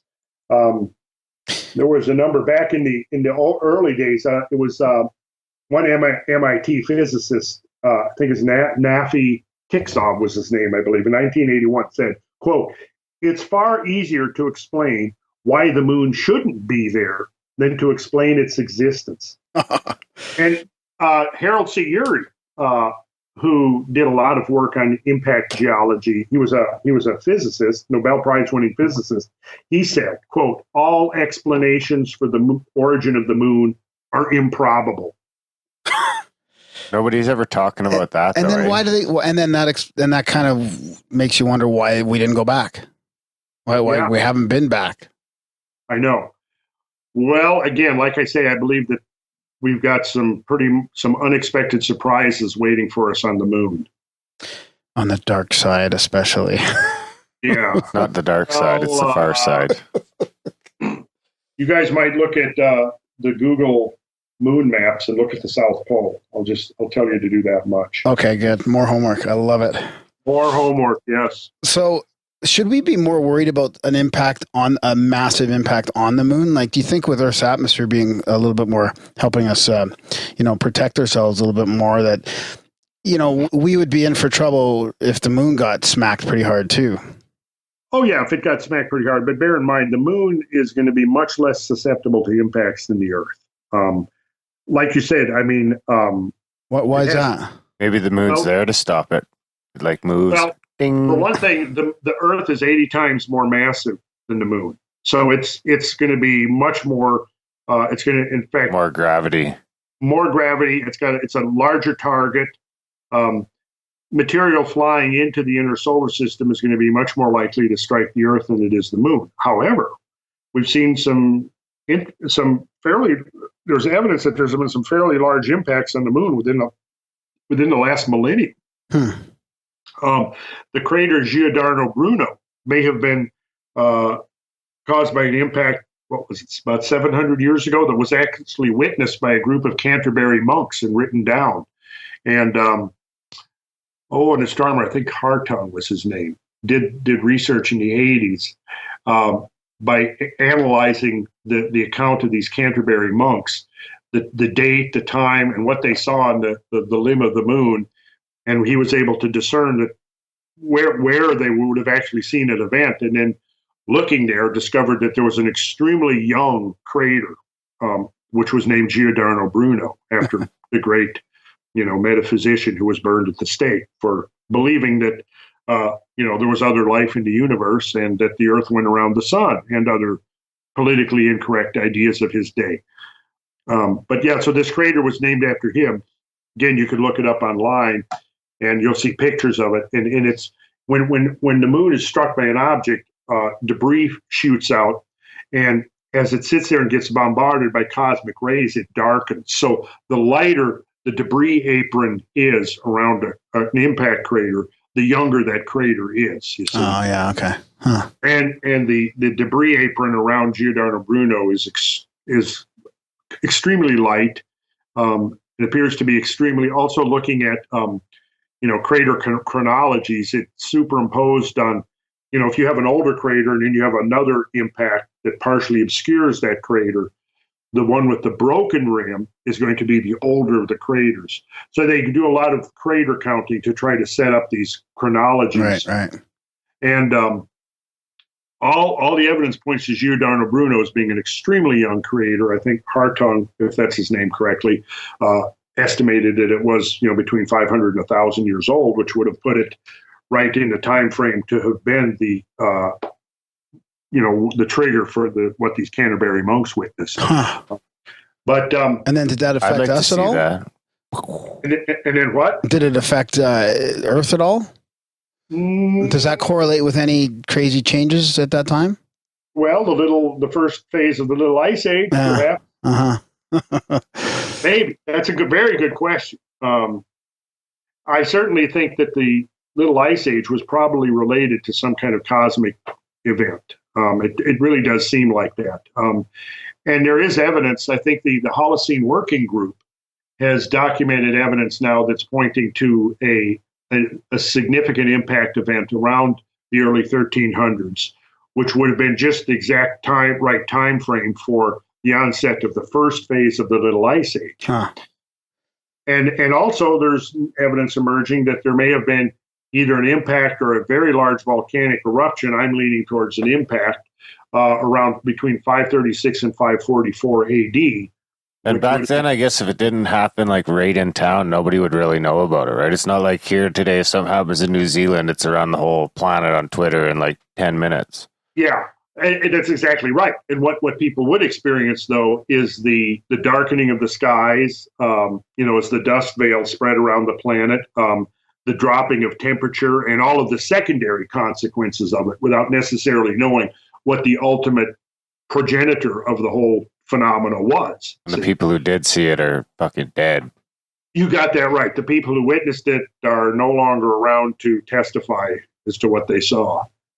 So, Yeah, and so we're in this major paradigm shift that hasn't really sunk into mainstream thinking yet, which is that we live on a really extraordinarily dynamic planet, and the history of this planet and the history of civilization may be far more dynamic than mainstream academia and science and historians and so forth were accepting even a generation ago. Yeah, I was going to ask you that. How long do you think it's going to take before they start catching up? Well, I think what it may actually take is another Chelyabinsk type event, maybe a little bit larger. I mean, what we saw on what was it, the 13th or 15th of February 2013 was very interesting. Another one of these bizarre coincidences. While we're sitting there looking at the closest asteroid flyby known in modern times, only 17,000 miles from the surface of the Earth, within the orbits of many of our geocentric satellites, at that same moment, we have this, say, 50 to 75 foot object flying in over Siberia and exploding, causing enormous destruction to the city. Luckily, nobody was killed, but I think the injuries were estimated between 12 and 1,600. I don't remember the exact number. But had that object been a little bit bigger, or had it been a little denser, or its different angle, different angle, yes, it could have penetrated much deeper into the atmosphere, and you could have been looking at a few thousand casualties. So, can you help me understand something about that? How does it explode before it hits the ground, or did it hit the ground? No, it didn't hit the ground. Have you ever jumped up? Superheated. Have you ever dove off a high dive and done a belly flop? Yeah, well, not high, little diving board. A little diving and got a little belly flop? Yeah. Okay. That's what you're looking at. Yeah, the Earth's atmosphere is a fluid, just like water. Okay. And it's compressible, but if an object is moving fast enough, and I think the Chelyabinsk object was moving something along the line of 30,000 miles per hour. 30,000 miles per hour translates into almost 10 miles per second. In 1 second. 1,001, it's moved 10 miles. Yeah. Now, an object entering into the atmosphere that quick, the atmosphere doesn't really even have time to get out of the way. It just piles up in front of it. It's just like you going into that belly flop. If you go in, broadside, boom, you're going to feel the impact. It's going to feel almost like you slammed into concrete wall. Oh, okay. Well, it's the same concept. This object flies into the Earth's atmosphere, it compresses the atmosphere in front of it very quickly. You can figure if it's the atmosphere, to the top of the troposphere is no more than 10 miles. So, the greater density of the atmosphere is this lowest 10 miles. Well, it's going to traverse that atmosphere in 1 second. 10 miles of atmosphere in 1 second. So again, the atmosphere doesn't have time to get out of the way. So it just compresses in front of it. And it's like this object is literally slamming into a brick wall. So it really depends on mass and velocity and the angle of approach to whether it's going to make it to the Earth or explode above, or where it's going to happen. Yes. Remember on the mushroom episode, I could feel Buddy walking down the stairs? Yeah. I was talking about being under stuff. Yeah. Yeah. Well, that's okay. Well, I could get off the track on that, but I'm actually just posted an article online about, it's called The Making of a Catastrophist. You guys might want to read it. I'm going back to my, back to the 60s and things that happened then when I first began to become aware of some of these things. Well, I don't explicitly state in the article, but you can interpolate yourselves when I'm describing some of these experiences of, looking into huge river valleys with just tiny little rivers flowing in them and realizing, wait a second, that was once a huge river there. Yeah. I remember one time I ate mushrooms and I was getting a glass of water and I was like sitting there and I always get to run the water for a minute to before I can put it in my glass. And it's like, I don't want to, I don't want the stuff that's just been sitting in the pipe for a minute. And then I remember I went in there one time and I could just came to me. I was like, well, that shit's just further down the pipe, man. What's the difference? It's just further down. And ever since then, I don't bother. I just put it right under. There you go. A little aha moment on shrooms, eh? You can have a lot of those. Okay, I want to ask you something else. Sort of get off the topic before I forget. About your platonic solids and your sacred geometry with those. Mm-hmm. And I'm going to talk about an experience I had. I'm not going to get into too much detail because people that have listened to the show a few times have heard me talk about it before. But every time I see platonic solids, it kind of it resonates with me. It kind of skips my heart a little bit. I was on. I had a UFO sighting. I saw a strange object fly through the sky. I was in Israel, in Tel Aviv, on a rooftop hostel, and I saw a bunch of friends pointing at the sky, and they were talking about this strange craft they saw. And they said it did this 90-degree turn, and I ran over to them, and I was pissed off because I missed it. And I looked up at the sky, and I said, "Please come back. Please come back. I want to see you too." And I spotted it through the thin haze of clouds.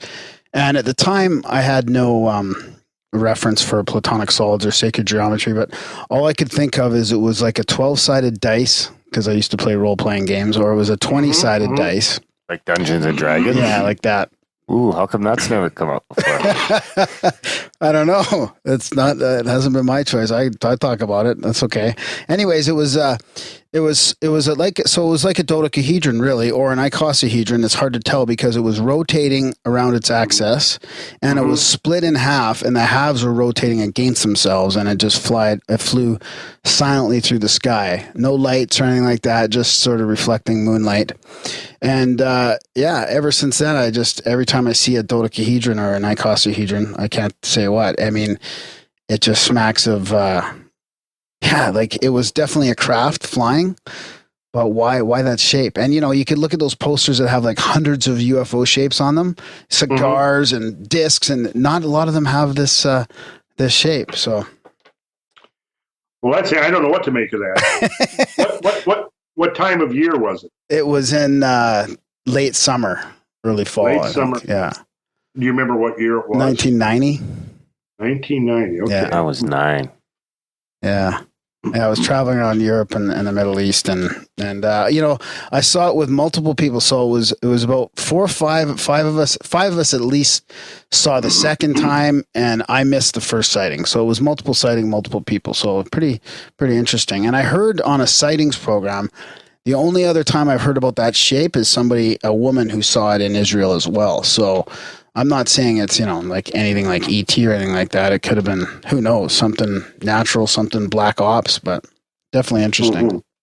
Well, I have, it's probably going to be too much for us to try to get into today. At some point, to discuss the alien thing, the extraterrestrial visitation thing, based upon my research, I have an hypothesis that I'm kind of developing that I think is an alternative to.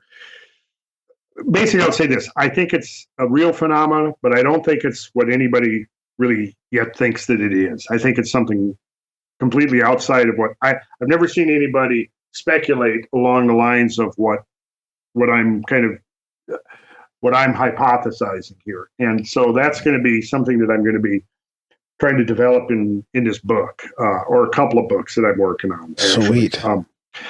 Because with this whole context, this whole perspective that comes with this study of all these different things we're talking about, I get asked about it all the time. Right. And somewhere a couple of years ago, I was actually doing lunar research, and that's where I suddenly hit upon an alternative idea that just seems to have escaped all the commentators up to this point, all the speculators, and I'll just kind of leave it at that for now. Give people a hint that the basic premise that I'm developing around that. Right.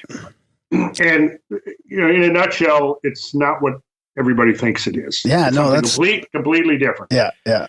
Something we can barely understand, I'm sure.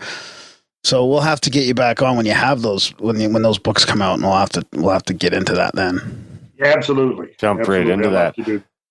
So you talk about in the DVD, you talk a bit about numerology and stuff like that. Crazy stuff. Is there a lucky number? Should I get a number tattooed on 9. me? You probably should, but I wouldn't want to advise you what it is because I don't know you well enough. 33? 33? That's a good one. Yeah, 33 is a good one. But, what I would recommend is that you immerse yourself for, a few months into the study of numbers. And then at some point, you're going to find you really resonate with a number.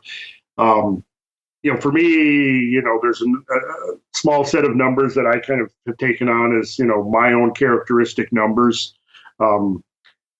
Studies of Kabbalah and other, Hermetic traditions where numbers play an important role. Have you ever heard of Gematria? Yeah. Where that's the method of substituting numerical values for letters. Yeah. And, before the advent of the Hindu-Arabic numeral system, in the Semitic languages, the same symbols serve not only as letters of the alphabet, but their numbers as well. So, when you look at the Hebrew alphabet, Aleph, Bet, Gimel, Dalet, He, Vav, Zayin, Heh, Tet, Yud, etc., each of those letters represented a number, just like within the Greek. Alpha, beta, gamma, delta, epsilon, etc. Each of those represented a number, right? So what that means is if you go into the text, the sacred text, whether they were, say, biblical or a lot of the Greek writings, anything that was originally written in a Semitic language has the potential of being translated numerically as well as literally.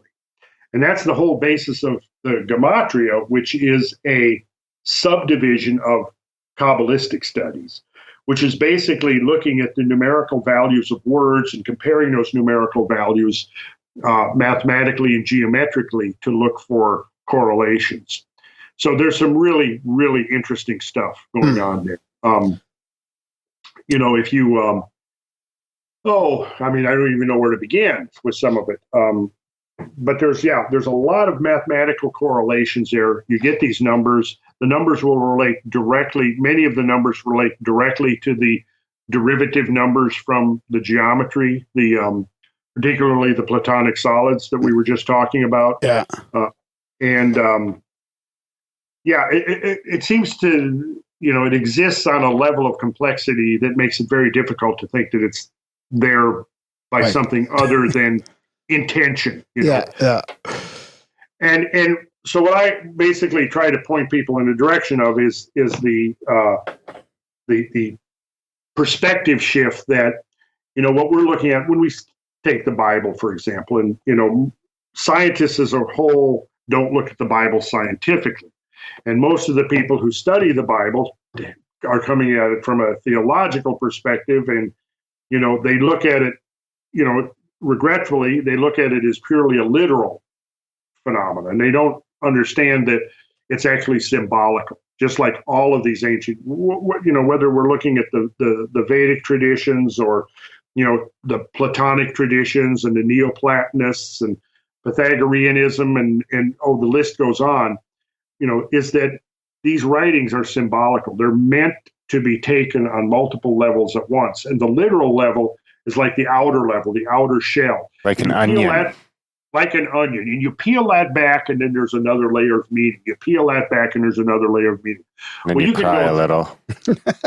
You cry a little, yes, at the extreme awesomeness of the whole thing. But, you begin to see these bizarre correlations that, I was just talking with somebody recently about the third chapter of Genesis. I don't know if you have actually read or studied the Bible much. No. Well, if a lot of people, from coming from our worldview, tend to think, well, it's the the fundamentalists have a monopoly on the Bible and what it means and all of that. But really, when you begin to realize that it's a highly esoteric book, and when you begin to look at it, without the bias of all of this dogma that we've been fed, you begin to realize that there's a whole nother meaning underlying the story. Like I happen to have it right in front of me at the moment, and I'll just a couple of verses here to show you what I mean. Yeah. Go to the third chapter of Genesis, the first verse. It says, "Now the serpent was more subtle than any beast of the field which the Lord God had made. And he said unto the woman, Yea, hath God said, Ye shall not eat of every tree of the garden? And the woman said unto the serpent, We may eat of the fruit of the trees of the garden. But of the fruit of the tree which is in the midst of the garden, God hath said, Ye shall not eat of it, neither shall ye touch it, lest ye die. And the serpent said unto the woman, Ye shall not surely die. For God doth know that in the day ye eat thereof, then your eyes shall be opened, and ye shall be as gods. Now, you stop right there, and you go back and you take those first chapters of Genesis, you go back to the original Hebrew. And the word for God, like in the beginning, God created the heaven and the earth, and the earth was without form and void, etc. That word was Elohim, which was spelled plural, right?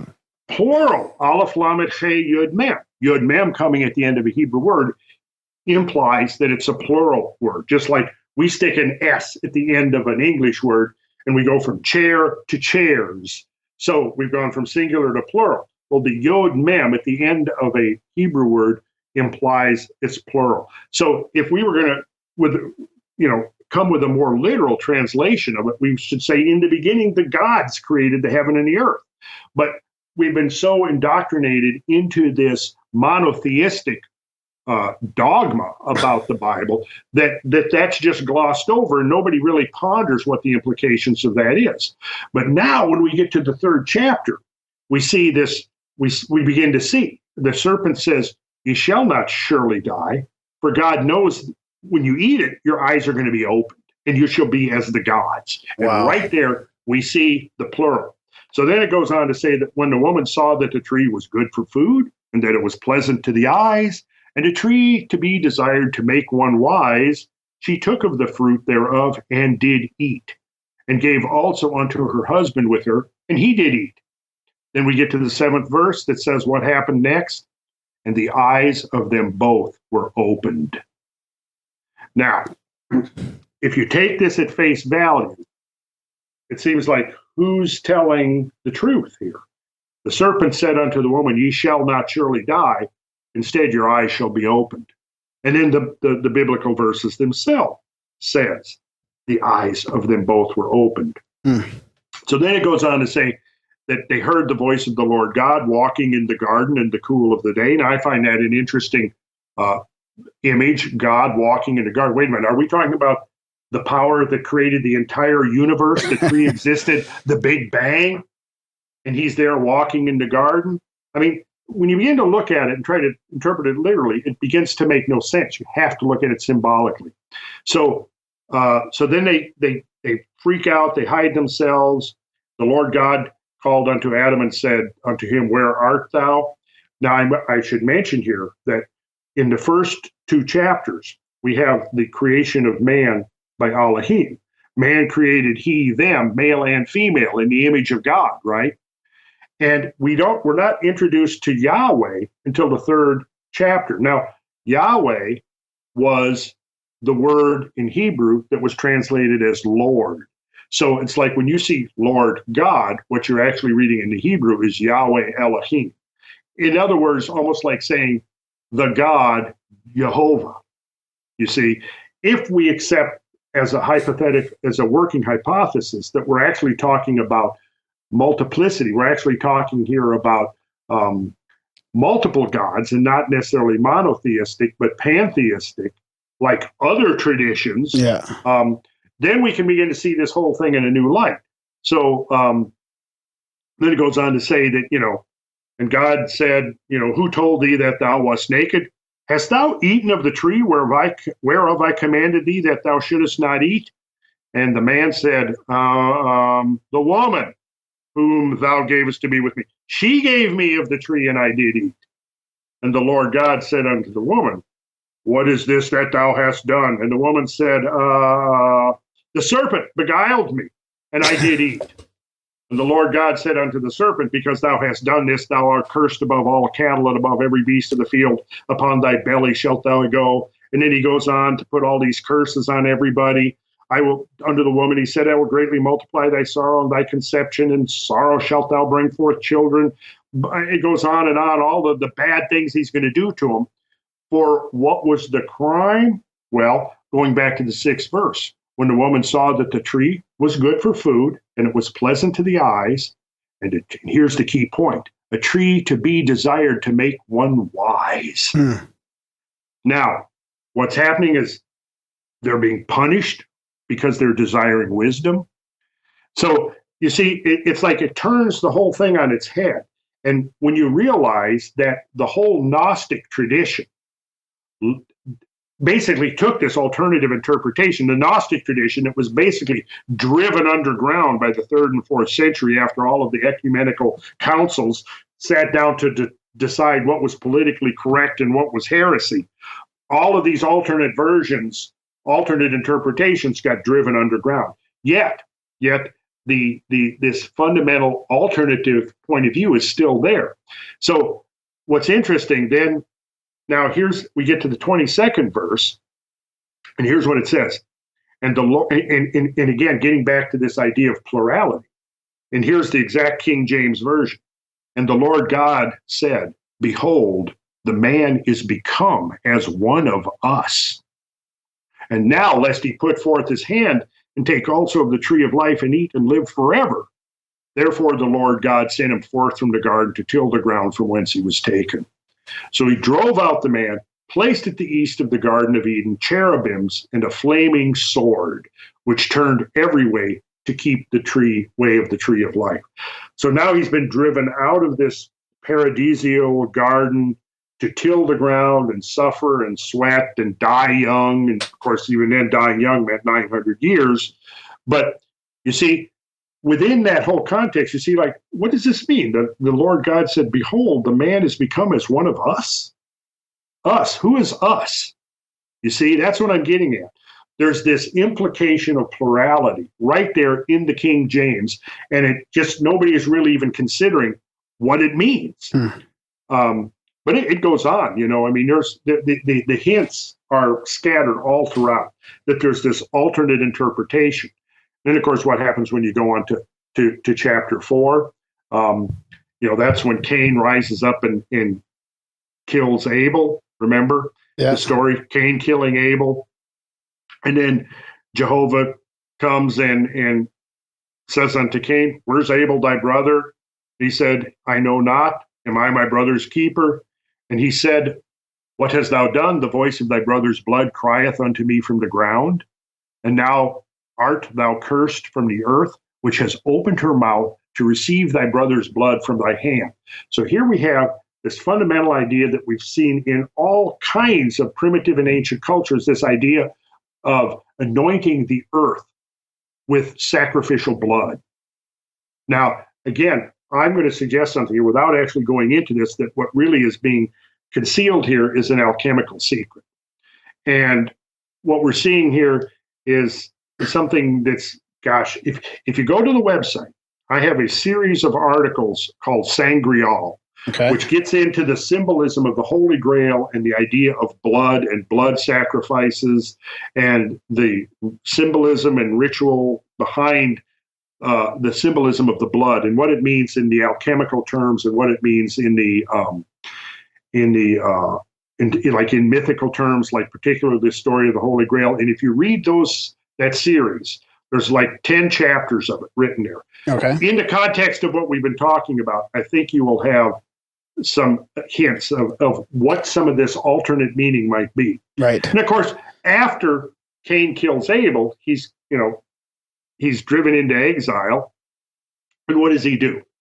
So it says, Cain went out from the presence of the Lord and dwelt in the land of Nod, east of Eden.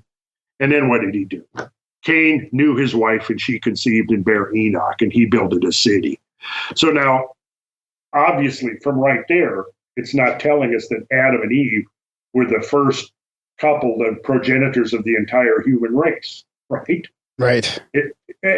How can it be? I mean, look, folks, if you're out there and you are subscribing to this fundamentalist biblical tradition, you can't have it both ways, right?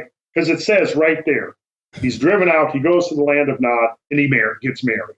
Well, obviously, there were other people there.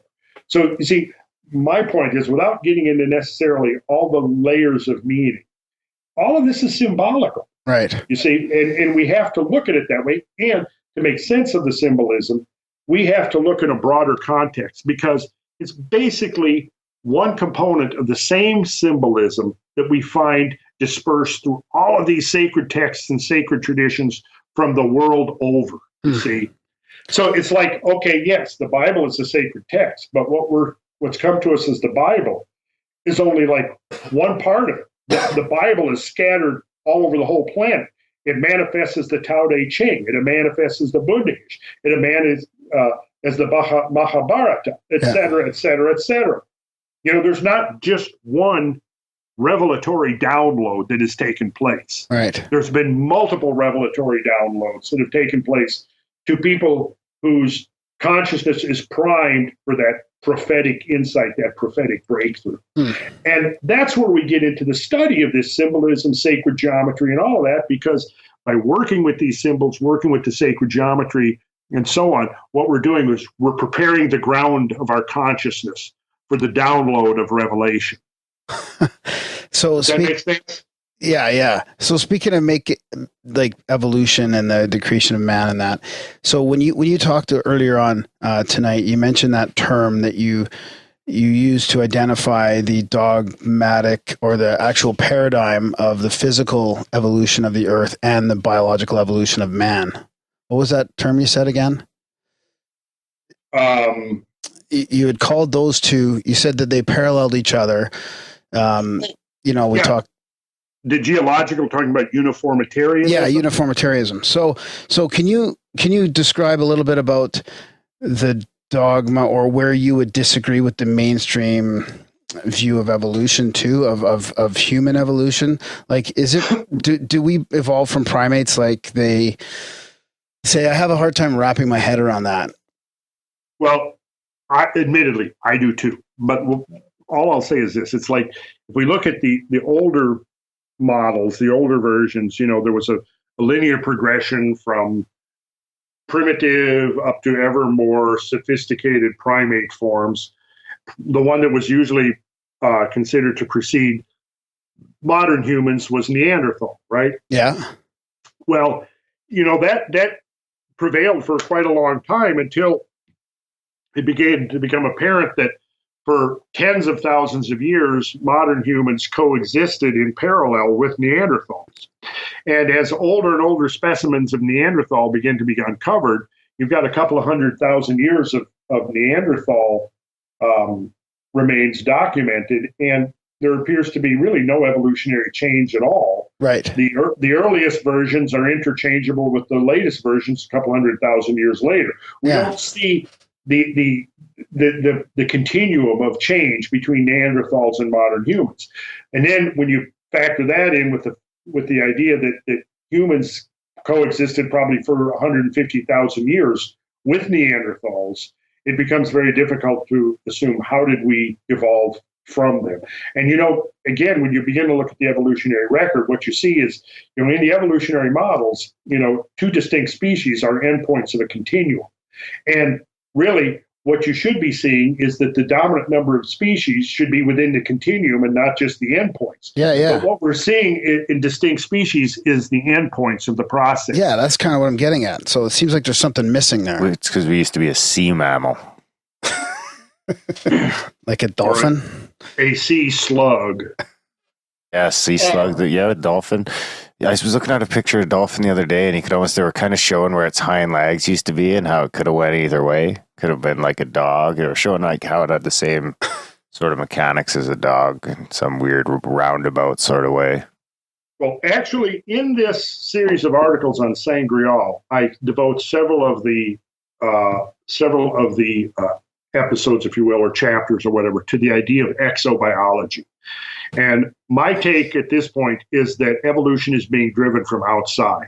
And just as we have these rapid extinction events, we also have these rapid speciation events. And rather than being a long, incremental, gradualistic process, it appears that evolution is something that happens in spasms almost. You'll have a mass extinction event that clears out an old ecosystem or an existing ecosystem, vacates a lot of habitat, introduces probably a whole bunch of new energy factors into the system. For example, if there's an impact on Earth and it destroys the ozone layer, well, then what's going to happen is galactic cosmic rays are going to be much more able to penetrate and cause, reactions, creating excess radiocarbon, beryllium-10, various things like this, introducing perhaps biological precursors into the biosphere. I've pretty much gotten into a pretty elaborate discussion of some of these ideas in that whole series that I just was talking to you about, the Sangreal series that is online. So I would recommend going in and reading that entire series, because a lot of these ideas are kind of addressed in there. And again, certainly don't have any final answer to this. It's really one of the great mysteries with a capital M. But from where I'm looking at it, it looks to me like the whole process is being driven from outside. Right. Do you mean outside, like possibly the Earth going through some sort of maybe radioactive or something we don't even know about pocket in space and its travels, and that like triggers some sort of mutations?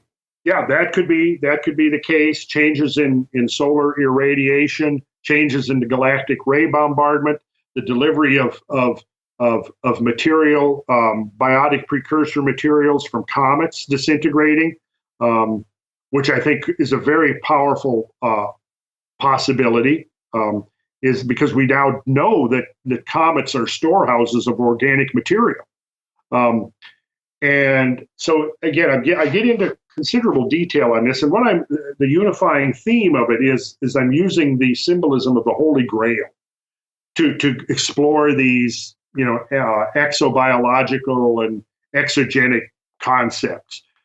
The idea that evolution goes in leaps and jumps, that it's sort of like a quantum evolution, that there are periods of stasis interrupted by these short, rapid bursts of speciation, and they're tied in also with the extinction events. One of the things that I talk about briefly in there is the Tunguska event of 1908. Yeah. Okay, this was probably a member of the Taurid stream, which is related to Comet Encke. Okay. Probably a giant comet that entered the solar system 25,000 years ago, maybe 26,000 years ago, began to undergo a hierarchy of disintegrations. These disintegrations caused climate changes on Earth, which may have manifested in the last phase of the Great Ice Age. And then at the end of the Ice Age, perhaps a number of more macro scale remnants of this stream encountered the Earth, triggered the global warming that brackets the Balling-Alrod Younger Dryas transition, as it's called, which is now dated at 12,960 years ago, or the Younger Dryas pre-boreal transition, it's dated 11,600 years ago, in which there was two extreme cases of global warming. And to put that in perspective, it's estimated that the global warming may have been between 10 and 15 degrees centigrade. And compared to the modern global warming, the models of modern global warming. Or lack thereof. Lack thereof, yes. Well, the climate has warmed in the last 150 years. Now, the question is how much of that is natural and how much of it is anthropogenic? I'm leaning towards the interpretation that the majority of it is natural, because for one thing, it began in the mid-19th century, the warming did. Yeah. During the Little Ice Age, glaciers worldwide grew larger than they had been in 10,000 years. So the problem is too many of the models and the discussion about global warming now uses the end of the Little Ice Age as the baseline. Well, if the Little Ice Age was the one of the coldest periods of 3 centuries in 10,000 years, what's that going to mean if you use that as the baseline to against which to measure the modern warming? Yeah. You see, it's not going to be realistic. But in any case, in 1908, you had this object come in, blow up over Siberia, and it didn't cause a mass extinction. It caused the complete decimation of over 800 square miles of old-growth forest, right, which is close to 2,000 square kilometers, right? Now, one of the things in the aftermath of that was that, and this is research that's really only just come to light in the last 10 years, post Cold War, once we started getting access to Russian research that had been done on the aftermath. But one of the most intriguing things to me was the fact that there were whole new species in the area that had never been documented before. There was accelerated tree growth and plant growth, in some cases orders of magnitude above the background normal. There was a lot of weird things going on. I talk about some of that in these Sangreal articles. Okay. And I think that is perhaps providing us with a model whereby we might be able to understand that the same events that could trigger a mass extinction are also introducing exotic cosmogenic material into the Earth's atmosphere that could be one of the main factors triggering these rapid speciation events. Now, did you see that new hole in Russia?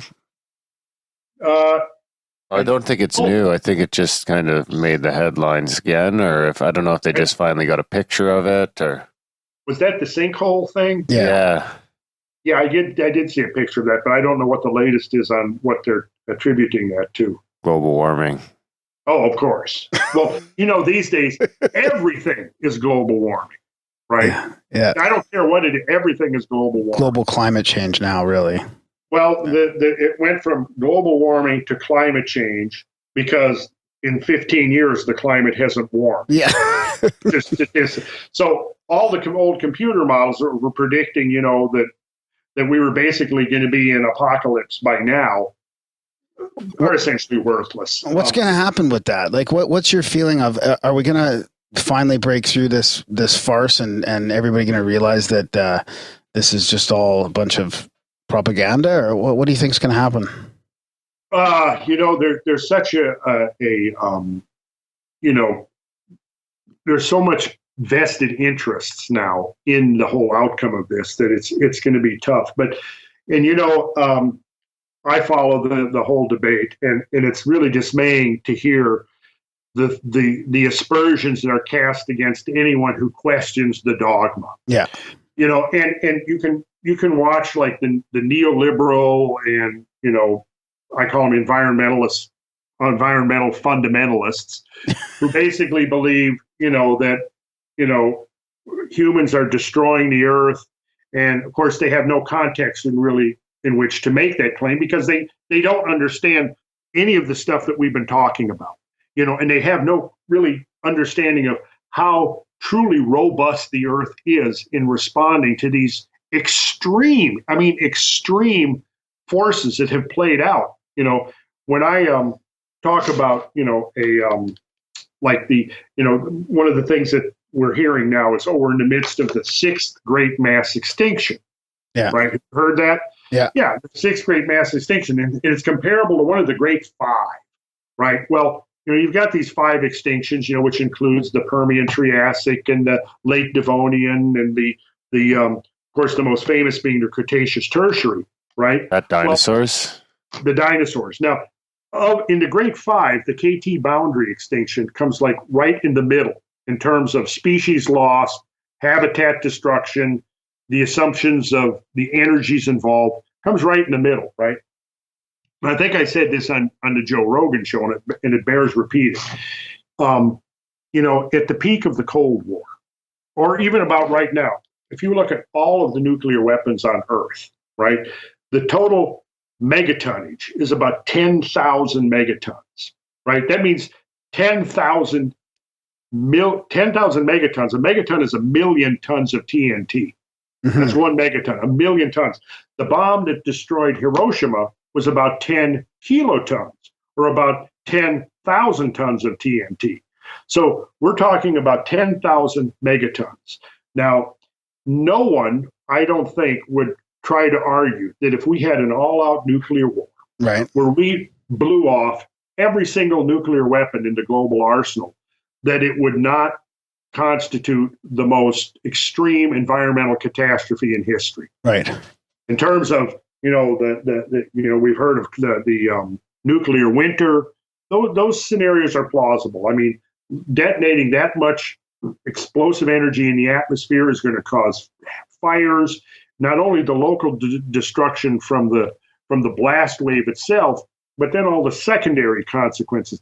Let's take radiation out of the equation just for the moment. The fires, the dust, the explosions and everything. Just the kinetic catastrophe, yeah. The kinetic catastrophe, exactly. I don't think anyone would argue that wouldn't be the worst environmental disaster in recent history, right? Right. Probably would not cause the extinction of the human race, but it possibly could. It would certainly destroy huge amounts of habitat, trigger forest fires on an extreme scale. The nuclear winter coming on would basically cause multi-year collapse of agriculture. It would be a very unpleasant experience. Okay, now we go and we're saying that what's going on out there now, that we're in the midst of the sixth great mass extinction, comparable to the Great Five. So now, if we go back and we look at the KT boundary, we know that there was at least one impact of a 6-mile in diameter asteroid, probably more. It created a crater in the Yucatan Peninsula. It's about 200 miles across, right? Mm-hmm. There's evidence now that there was actually a clustered bombardment around the KT boundary. Okay. You can look online too, look up the crater Shiva, which is being studied by scientists, geologists from India. Mm-hmm. And it looks like to be the same age as the Chicxulub crater in the Yucatan. What it's appearing, if that turns out to be a viable crater, it means that essentially the Earth got a double whammy, a two-fisted, beatdown at the end of the KT. Well, think about this. The asteroid that came in and created that crater in the Yucatan, 6 miles in diameter, just based on physics, you can estimate what its equivalent megatonnage would be. Okay. And it's in excess of 100 million megatons. Okay. 100 million megatons. Now, you put that into a calculator. Let's see, 1, 2, 3, 4, 5, 6, 100 million divided by 10,000. And it would be the same equivalent of taking the entire nuclear arsenal 10,000 times over. Now, all of you look at the studies. The studies in biomass incineration suggest that the amount of biomass, and this is based on studies of the soot layer at the KT boundary, that the biomass incineration was a mass equivalent to the entire biomass on Earth today.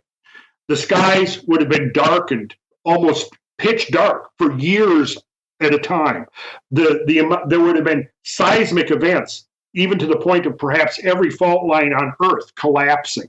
There would have been volcanic, and probably a big part of this enormous volcanic eruption that created the Deccan Traps in India may have been a response to those impacts. Then that, in turn, discharges copious amounts of sulfuric acid into the atmosphere, even to the point where some estimations are that there would have been rainfall with the pH of battery acid.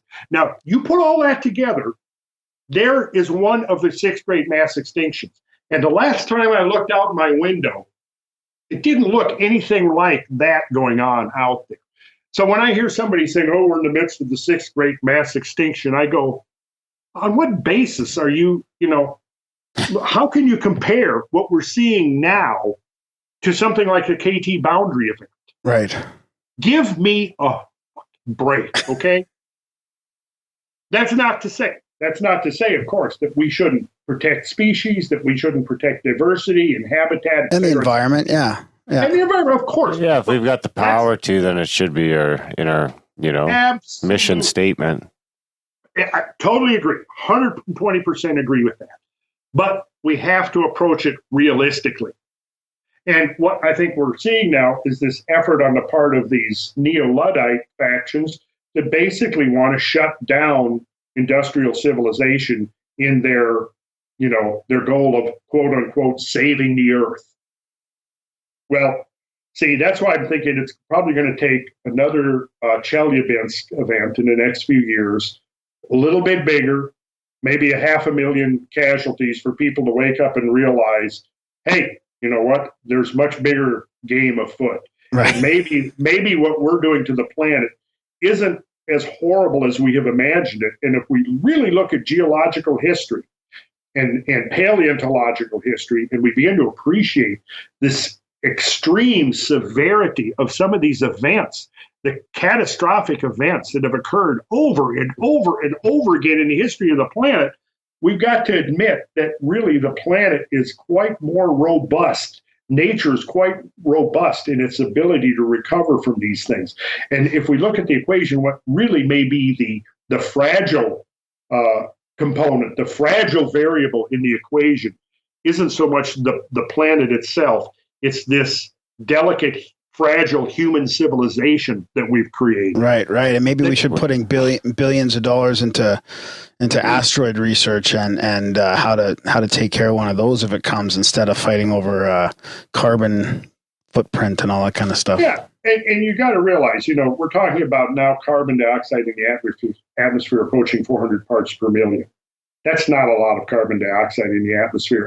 And studies of carbon concentrations in the atmosphere throughout the history of the planet show that for most of the time it's been way higher than now. Some of those times have been some of the most biologically prolific times in the history of the planet, that when the ice ages came on, it seemed like carbon dioxide levels plummeted.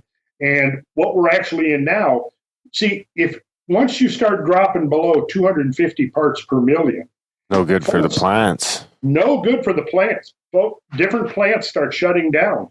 Once you've dropped down to about 150 parts per million, photosynthesis stops.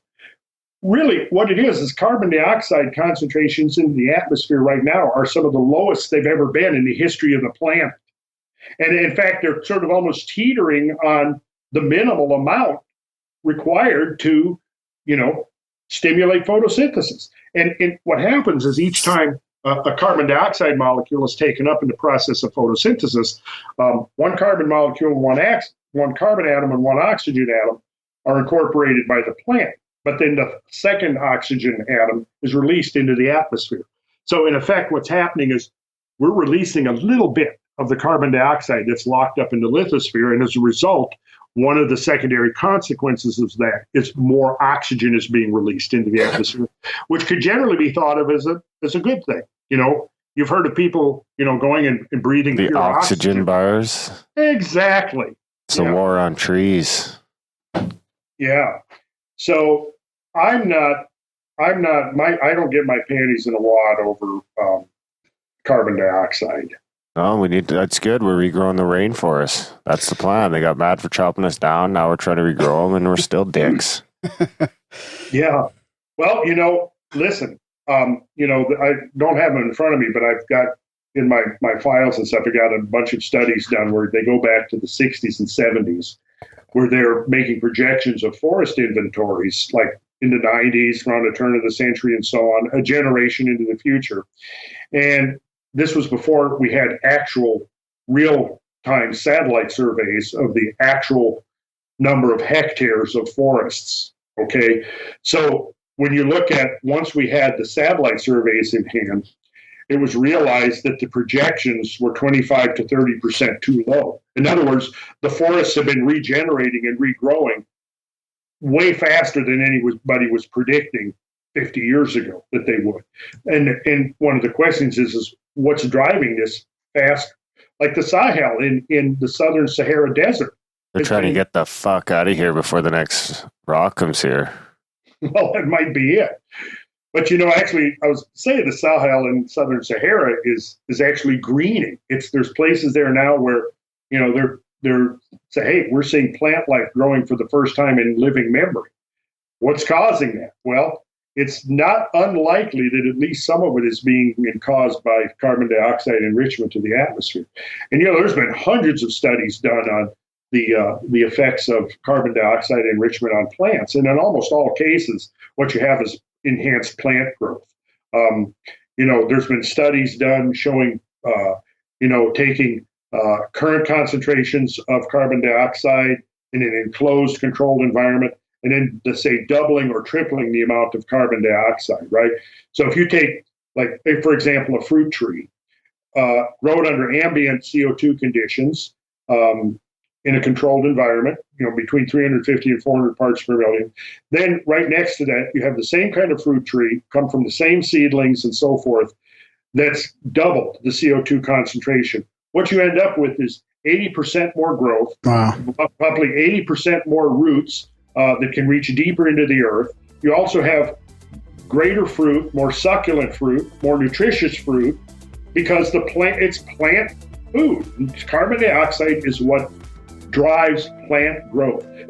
And commercial greenhouses typically will run their CO2 concentrations up to 1,000 to 1,200 parts per million, because it stimulates plant growth. Plants love CO2. Better write that one down. Yeah.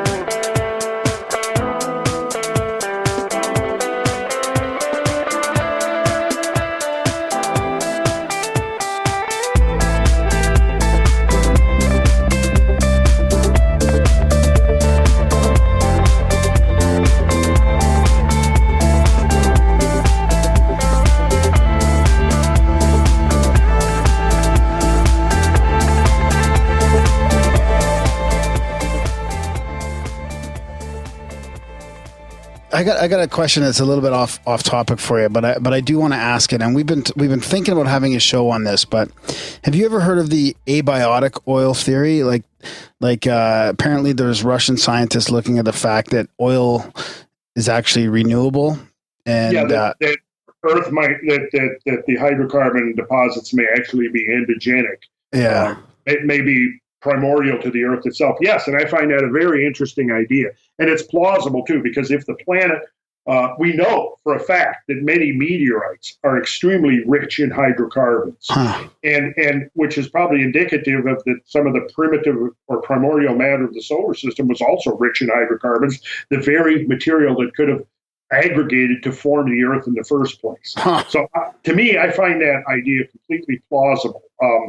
I'm not embracing it because, I'm waiting to see more evidence. Right. I looked into some of these studies about a decade ago. It was Thomas J. Gould, I think, did a lot of work on the abiogenic origin of the hydrocarbon deposits. And this, to me, is extremely interesting possibility. When you start looking at coal deposits, there you get into some, rather strange phenomena going on, because you have coal deposits that are hundreds of yards thick.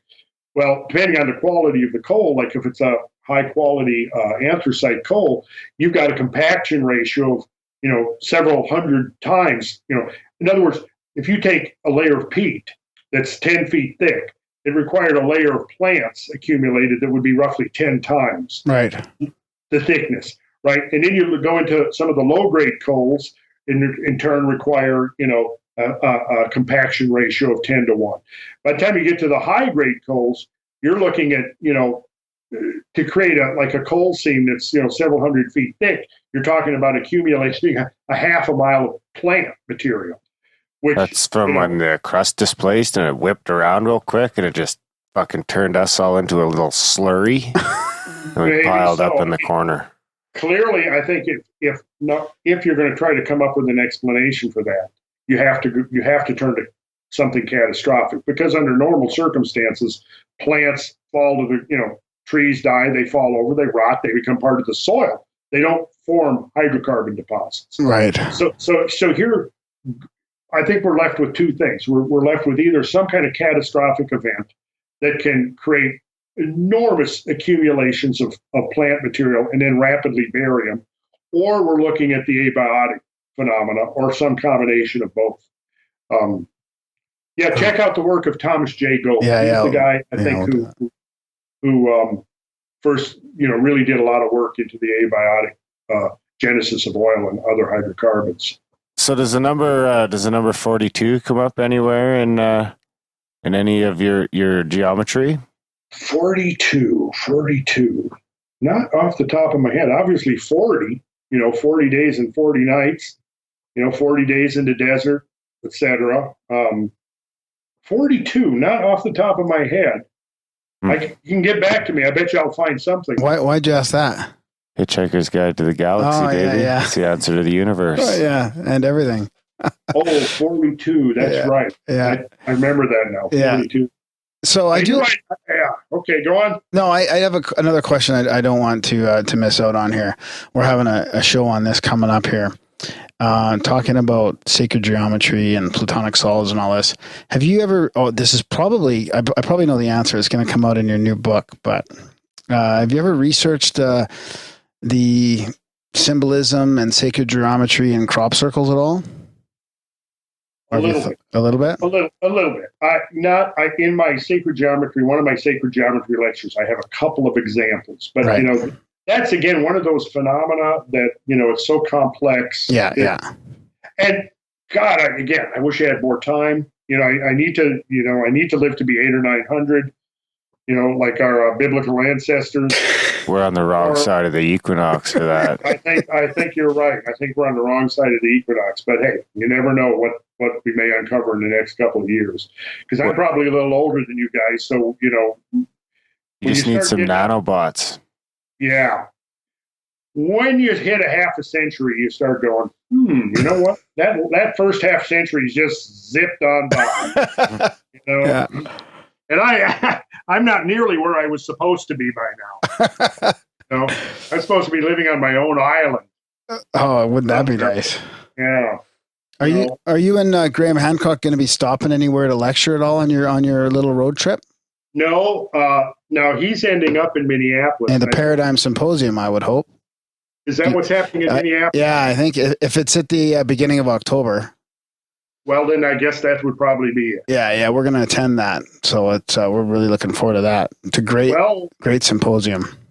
Well, if I'm there, I wasn't sure what was happening, but I think now that I'm going to try to get a couple of extra days so I can also attend that. Yeah, well. and you should probably bring some material because you never know what can happen at a conference like that if somebody bails. Well, yeah, I mean, I will be in Washington. Yeah. Oh, that kind of material. I got you. Okay. Oh. I understand though that it can be somewhat risky crossing the Washington-Idaho border, from what I've heard. We don't have no borders in Canada, so yeah, we're right next to BC too. Yeah, listen, I love it where you guys live. That's one of my favorite places in the world. Wow. And I was hoping that I would get up there this summer, but I'm going to actually propose to Graham that we need to do a trip back to Canada next summer, to the BC. There's so much evidence up there that it's amazing. And the thing we were talking about earlier with the erratic strain, the big rock and stuff, I've done research on site, field research there, but basically just preliminary stuff because I believe that being able to solve the mystery of what those rocks are doing out on the prairie is a big part of figuring out what happened 12,000 years ago. So I definitely want to get back to that area. Is there a place for synchronicities in sacred geometry? Oh, yeah. Clearly. Well, I mean, everything is kind of a synchronicity in a sense. I mean, when you start looking That's what Graham says, too. Who says that? Me. He says I say that. We have a little thing on synchronicities here where we talk about them, and Darren rates them quite harshly. Well, to me, the synchronicity is when you start looking at the forms and patterns of sacred geometry, and then you look at the numbers that are generated from that, then you begin to realize that those numbers are imprinted on just a whole array of different kinds of phenomena. Like 33. 33, sure. Or like after our little discussion of the biblical story of the serpent and so on, here's kind of a synchronicity. Now, of course, a Kabbalist who studies Gematria would say, well, this is not a synchronicity in the sense of a coincidence because this is an intentional connection here that actually reveals insight into this symbolism. But when you look at we talked about the serpent, right? Well, yeah. Go back to the original Hebrew of the serpent. The spelling was in Hebrew was Nahash, Nun Het Shin, spelled just simple three letters, Nun Het Shin. Nun was 50, had the value of 50 within the numerical scheme, and this is historic, going back hundreds of years before the Hindu-Arabic numeral system, going back 2,000 years ago when these symbols were being used as numbers. Nun was 50, Chet 8, and Sheen was 300. Well, add those up and you get 358, right? Yeah. Well, 3, 5, and 8 are the three numbers that establishes the Fibonacci sequence, right? 3, 5, 8, 13, 21, 34, 55, 89, 144, etc. Okay. Right? And this is an interesting, when you begin to look at it, because one of the things we do in sacred geometry is we draw the golden spiral, which we draw based on the 3, 5, and 8. We'll start out with a grid. Yeah. We'll do a radius of 3, a radius of 5, a radius of 8, and we create this golden spiral. Yeah. So I find that somewhat of a synchronicity, the fact that the number for the serpent happens to be 358. Well, then when you get later on into some of the Hebrew prophets, where they're talking about things to come, one of the things we find is like prophets referring to Shiloh, one of the names Shiloh, when Shiloh comes. And if you translate that, according to Gematria, you get the phrase, if I can recall the phrase, the scepter shall not depart from Judah, nor a lawgiver from between his feet until Shiloh comes, and unto him shall the gathering of the people be. Now, until Shiloh comes, if you take that phrase, translated according to Gematria, you see that it equals 358, the same as the number of the serpent. Well, then you go further, and then you find references to Messiah. Messiah is spelled Mem, Sheen, Yod. Wait, let me back up. Mem, Sheen, Yod, Het. Well, same thing. Mem is 40, Sheen is 300, Yod is 10, Het is 8. Add those up, and what do you get for the numerical value for the Messiah? 358, the same as the serpent. The serpent that came in told Eve that she would not surely die, but her eyes would be opened and she'd become like the gods. And then the serpent, who was cursed and punished by Yahweh for revealing this knowledge to Eve, that this serpent has the same number as the word Messiah, I find to be a very intriguing synchronicity. And possibly a little glimpse into the hidden interpretation of the symbolism that's in the Bible. Wow. Yeah, that's a good one. Any personal ones at all? Personal ones? Well, I've kind of played around with various English gematria systems and have come up with one that I find rather interesting, which basically it's based on the Hebrew and the Greek. In the Hebrew alphabet, there's 22 letters. In the Greek, there's 24, and in English, there's 26. But what I did was I found that there are certain anchor points. Like in the Hebrew, the Yud has the value of 10, which corresponds to the Iota in the Greek, which is also 10. So what I did was I made the letter I equal to 10. But other than that, it's a denary system exactly the same. And once you do that, A is 1, B is 2. Right. When you get to, L, M, N, O, P, Q, you're going up by tens, and then you go by hundreds. And that's okay. Right? Well, now you can do that. Take the word light, L-I-G-H-T. Okay. If you add up those letters, you find out that it equals 365. Take the word time, add up those letters, 365. So you get these, which to me are coincidences, but perhaps suggesting that there's some underlying strata of meaning or reality, even to things as mundane as our letters of our alphabet. Because in ancient times, the alphabet was considered to be a sacred thing. It was the province of the priests and the seers and the prophets. Right. Now it's just like everything else. Everything else has been secularized, and we have this reductionist attitude towards things, and we don't look at just the mundane routine elements of our day-to-day life as being sacred or symbolical. But that's how ancient peoples looked at it. So I have many examples like that I've played with using an English gematria system. There's a couple other systems out there, but I found that the one that I've played with seems to yield a number of interesting correlations. What is God? I wonder. Well, you could add it. Let's see. A, B, C, D, E, F, G. So G would be 7. O would be 70, right? And D would be 4. So what you have to do, though, is 18. 1 plus 8 is 9. What? So No, Cameron just sent me a little note saying, bring up Marty Leeds' work on Gematria, and that's a good point. He's done a lot of things. He's gone farther with it, I think, than I have. At one point, I was probably the leading guy in the world, but wow.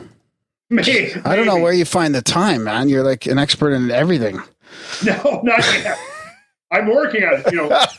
By perhaps sometime next week, I'll know everything. No, Marty Leeds has done some really incredible work with Gematria, and he's taken it to levels that I haven't gone yet. So I'm actually very much looking forward to delving into his work. So I would suggest looking at what he's come up with, and then of course Scott Onstott's work, Secrets in Plain Sight, is extremely interesting as far as looking at this whole underlying matrix of synchronicity, linking together words and numbers and geography and sacred sites and symbolism and so on. I'm not quite sure what to make of his work yet, but I mean, kind of speaks for itself. I mean, the links are there. I've heard people say, well, you guys, you're just playing with numbers. Well, yes, but again, that's kind of this attitude of this reductionist attitude that basically deprives these things of any kind of deeper meaning. And of course, my response is that, well, if you look at the traditions from sacred geometry, you find sentiments like this. Johannes Kepler said, geometry existed before the creation. It is co-eternal with the mind of God. Geometry provided God with a model for the creation. It's like math in general is like that, right? It's like the one constant in the universe that never it doesn't matter where you are, 1 plus 1 is always going to equal 2. Mm-hmm. St. Augustine said, the divine wisdom is reflected in the numbers impressed on all things. And he also said the construction of the physical and moral world alike is based on eternal numbers. I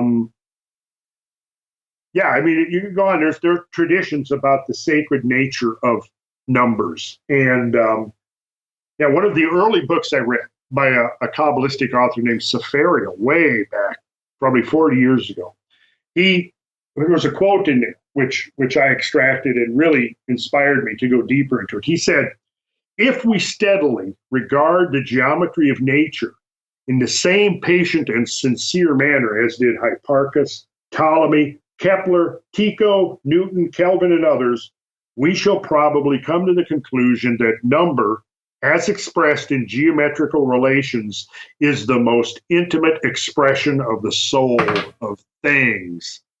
Wow. Great quote. Wow. Yeah. Who is that again? That was an author, and I don't know if his work is still available. His name, he went by the pseudonym of Safariel, and he wrote a lot of books on Kabbalah in the early 20th century. Okay. So he was very much immersed in Pythagoreanism. I mentioned Le Corbusier earlier, who incorporated the golden section or divine proportion into his modular system of architectural design. Yeah. He said this, behind the wall, the gods play. They play with numbers of which the universe is made up. So whenever somebody says to me, oh, you guys, you're just playing with numbers, I say, yes, we are. And so did God. It's funny because I always thought of sacred geometry of being a little bit less tangible than you make it seem. When I watched your movie, it was really, really just straightforward and amazing the way you put all the shapes and the numbers together and correlated everything. I mean, it really is. We've wanted to do a show on this for a while, and I couldn't have asked for a better guest to have on to talk about it. Oh, well, thank you. And, Cameron's working on an upgraded version of it. Hopefully he'll have it soon, where we've cleaned up some of the mistakes that crept in.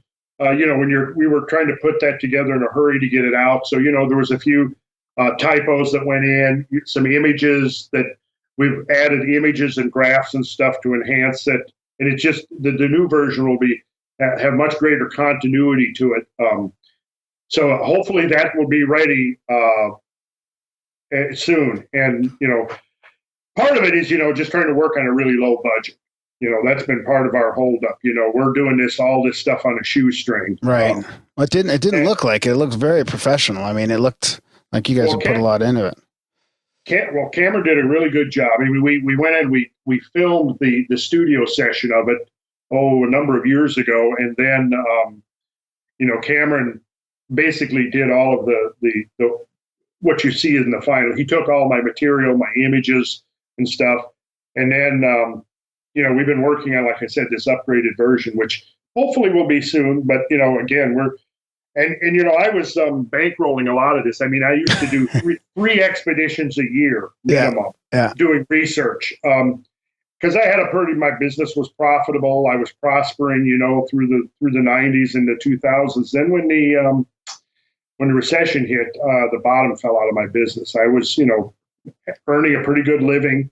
I was able to afford to take, like I say, 3 or 4 times a year, take 2 weeks off and go out in the field and do research. Yeah.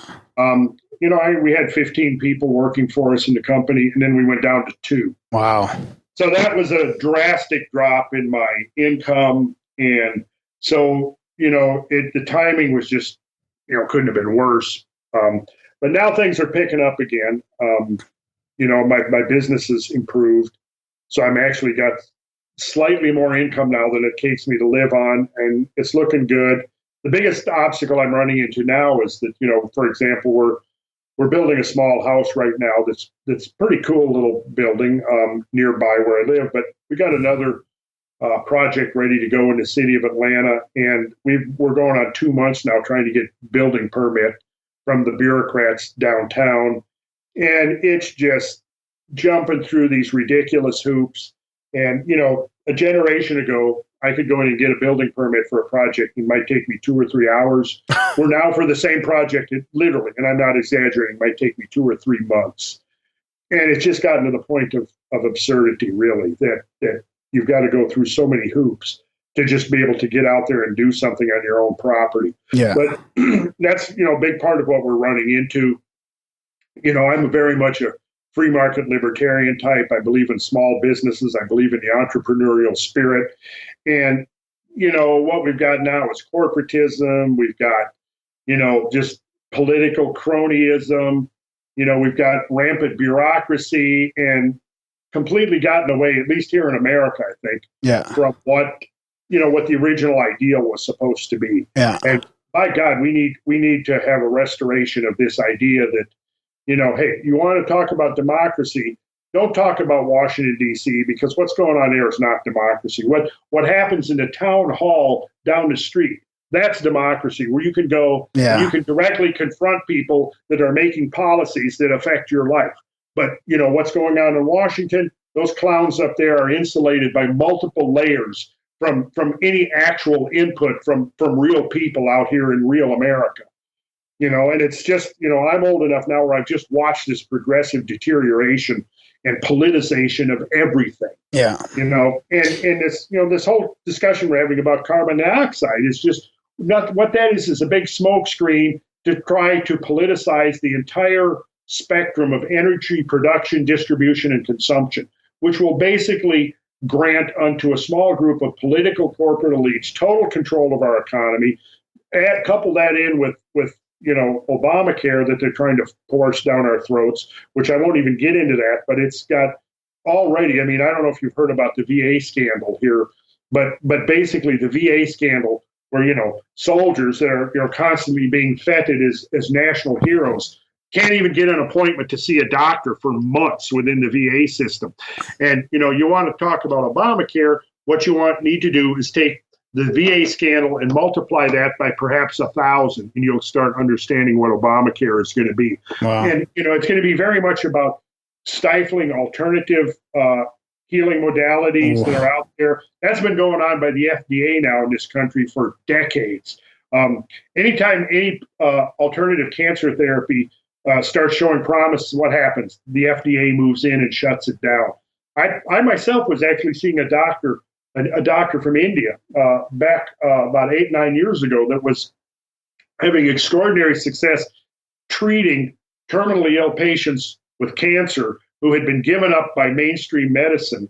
And the FDA came in and shut him down and revoked his license. And dozens of people showed up at his court trial to testify that they wouldn't be alive if it wasn't for his protocols. And they weren't even allowed to testify. Oh my God! So what was he doing? What was the protocols?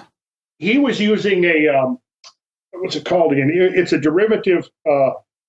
He was using DMSO, which is a natural byproduct of the wood industry. And what it is, it's an extremely effective solvent that also has the ability to penetrate the cellular wall, and it also has this affinity for binding with chemotherapy drugs. So what he was discovering, and his research has been confirmed by others, and I'm not an expert on it. At the time this happened, I looked into it, but again, this has been almost 10 years. But essentially, it bonds with a lot of the chemotherapy chemicals that they're using. And so by having a more effective delivery system, the DMSO seems to target cancerous cells for whatever reason. So what this guy's name was, Dr. Shant, I forgot now. Again, it'll come to me in a second. But what he was doing was discovering that he could reduce the amount of chemotherapy drugs to like literally 10% of the normal dosage. Oh, that's and actually get it to be more effective. Yeah. And he's just one in a long, long list, going back to people like Wilhelm Reich and Ruth Drown and others who basically had the establishment come in. Harold Hoxie, the guy who was using these herbal formulas. There's a book that people should read called When Healing Becomes a Crime. and it basically documents, there's other books too, The War on Medical Freedom. These are the things people need to read and become aware of to realize, because most people don't realize the role that the government has played in suppressing healthcare in this country, of destroying healthcare in this country, then presenting itself as the solution to the problem that it created. Right. But that's pretty much standard operating procedure in the political circles these days. So do you think that the U.S. is going to collapse before it gets better? Is it going to have to go through a catastrophe similar to the... I hope not. I hope not. I go back and forth. I go from pessimism to optimism because I talk to young millennials and people who seem to really get it. But then, at the same time, I look at the entrenched powers and I go, my God, they've pretty much got a monopoly on power right now. And, we're seeing the militarization of American police. And of course, hopefully, look what Colorado and Washington have done. That could be, because for one of the things that has really brought this country into chaos is the drug war. The drug war, yes. Yeah. Which is ridiculous from the get-go. There was never any legitimate premises upon which the drug war was based in the first place. And, it's not to say you advocate any kind of drug use, but, it's just that every dimension in which you look at it, the drug war makes it worse. It's like if the only tool you've got is a hammer, everything you're going to try to fix looks like a nail, right? Well, it's like, to me, the drug problem in this country is a psychological problem, a spiritual problem. It's a moral problem. It's not a problem for the criminal justice system.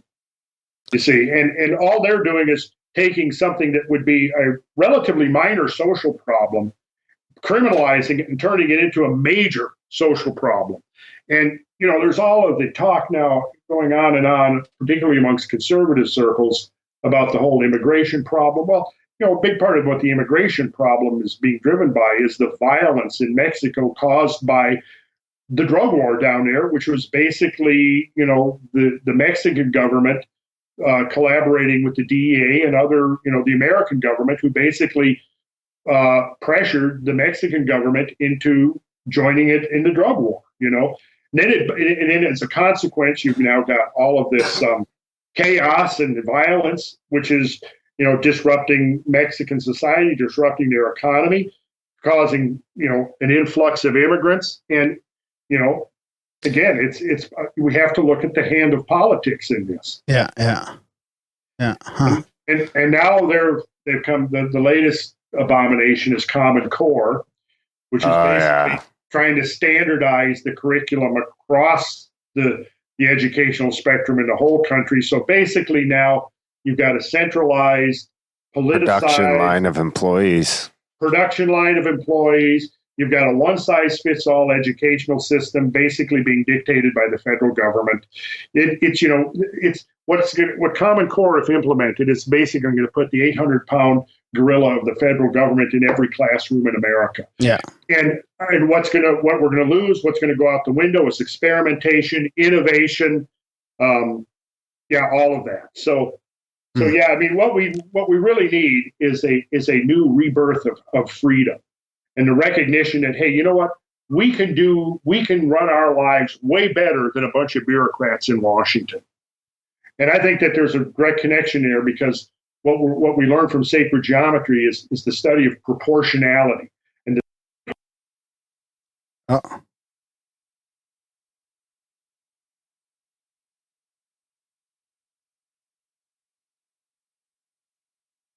don't know. Is it still going? Is there? Oh.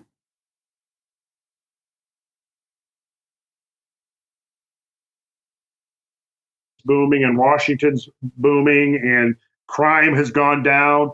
Cops are able to focus on real crime. We're going to see that the benefits far outweigh the detriments of decriminalization, and more states will start doing that. Yeah. Because for one thing, you say the drug war lumps all the drugs together.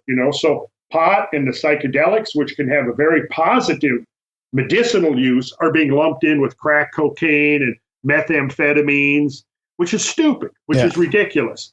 And, I've said to people, when you look at all of this weird shit that's going down, the mass killings and the serial killings and the mass shootings, almost to a person, every one of these characters that's been involved in these mass shootings has been on legal government approved psychiatric drugs. Yeah. In almost every case. Yeah. So come on, we're going to throw people in prison for marijuana when prescription drugs are killing a couple of 100,000 people every year, and they're actually being pushed on us by the government itself. Yeah. It makes sense. And as far as some of the psychological afflictions that plague the human race, 50, 75 years ago, neuroscience gave us the antidotes to that. And what happened? It was driven underground and criminalized. I firmly believe that, psychedelic drugs have been used throughout history to bring people to a greater state of awareness, enlightenment. And, take, for example, the Native American Church, which is comprised, many of the members of the Native American Church are Navajos, right? And Navajos, of all the tribes, are one of the worst tribes as far as rampant alcoholism. But then you go into the Native American Church and there's no alcoholism. Mm-hmm. Why? Because they're using the peyote as the psychiatric medicine for which the reason that nature gave it to us. Well, we're missing our local shamanism in many ways, right? We're forced to go through the federal government for our healing instead of some sort of spiritual shamanistic solution. Yes, that's exactly right. And what we need is a major decentralization. In America, our constitutional system is known as federalism, which basically means that states are supposed to be relatively autonomous. Originally in the Constitution of the U.S., there were 3 federal crimes. At the turn of the century, there were 100 federal crimes. At the turn of the 1900s, there were 100 federal crimes total. Now there's over 3,000 and counting, and that doesn't even count all of the rules and regulations embedded, within all of the regulations that have come down to us, which amount to probably several 100,000. So, we've completely lost sight of what the purpose of centralized government is supposed to be. And it says right in there, no direct taxation. What that means is that the federal government isn't supposed to tax individuals directly. In fact, the federal government, by the Constitution, has no authority over the individuals at all. None. And, what's happened is, we've forgotten in this country the potential of what free people can do. And that's what I want to see, that awareness grow, that, hey, you know what? Let's first of all, let's decentralize to the level of the states. Then that was what was originally conceived of as being the great laboratory of democracy. Because, okay, if one state wants to legalize drugs, let's see what happens compared to the state that doesn't. Yeah, if you don't like it. Yeah. Then we'll be able to see what works, right? If one state wants to try one innovative educational technique, let them try that. We could go on and on with the kind of list, but that was the idea. If one state wants to legalize gay marriage and the other one doesn't, fine. Let one state do that, decide on a state level, and it won't be long before we see what works. And then it won't be long also when citizens of states, say next door to Washington or Colorado, say, you know what, look, their crime statistics have gone way down. Their prison population has gone way down. The burden on the taxpayers has been relieved because of that. The police are able to focus on real crimes with real victims. Yeah. Hey, we want that too in our state. Yeah. See? Huh. Yeah. I didn't mean to necessarily get off on this political diatribe. No. It's all like a lot of the stuff you're talking about, we're familiar with. We talk about it in the show, the psychedelic part, the war on drugs, the financial. We get into financial corruption, all that kind of stuff. We're going to do a political one coming up here.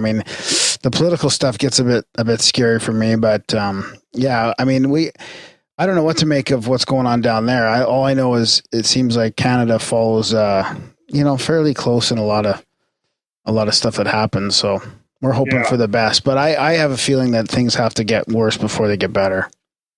That could be. And, my view is that, there is a role for the federal government to play.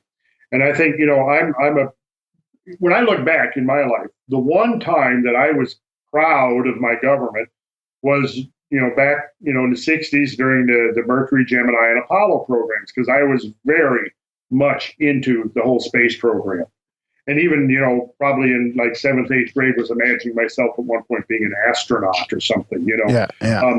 But then, you see the same thing. It became politicized. When Richard Nixon came into power, he began to, scale the space program back. He, allowed the Apollo program to finish, but it was already, pretty much in the pipeline.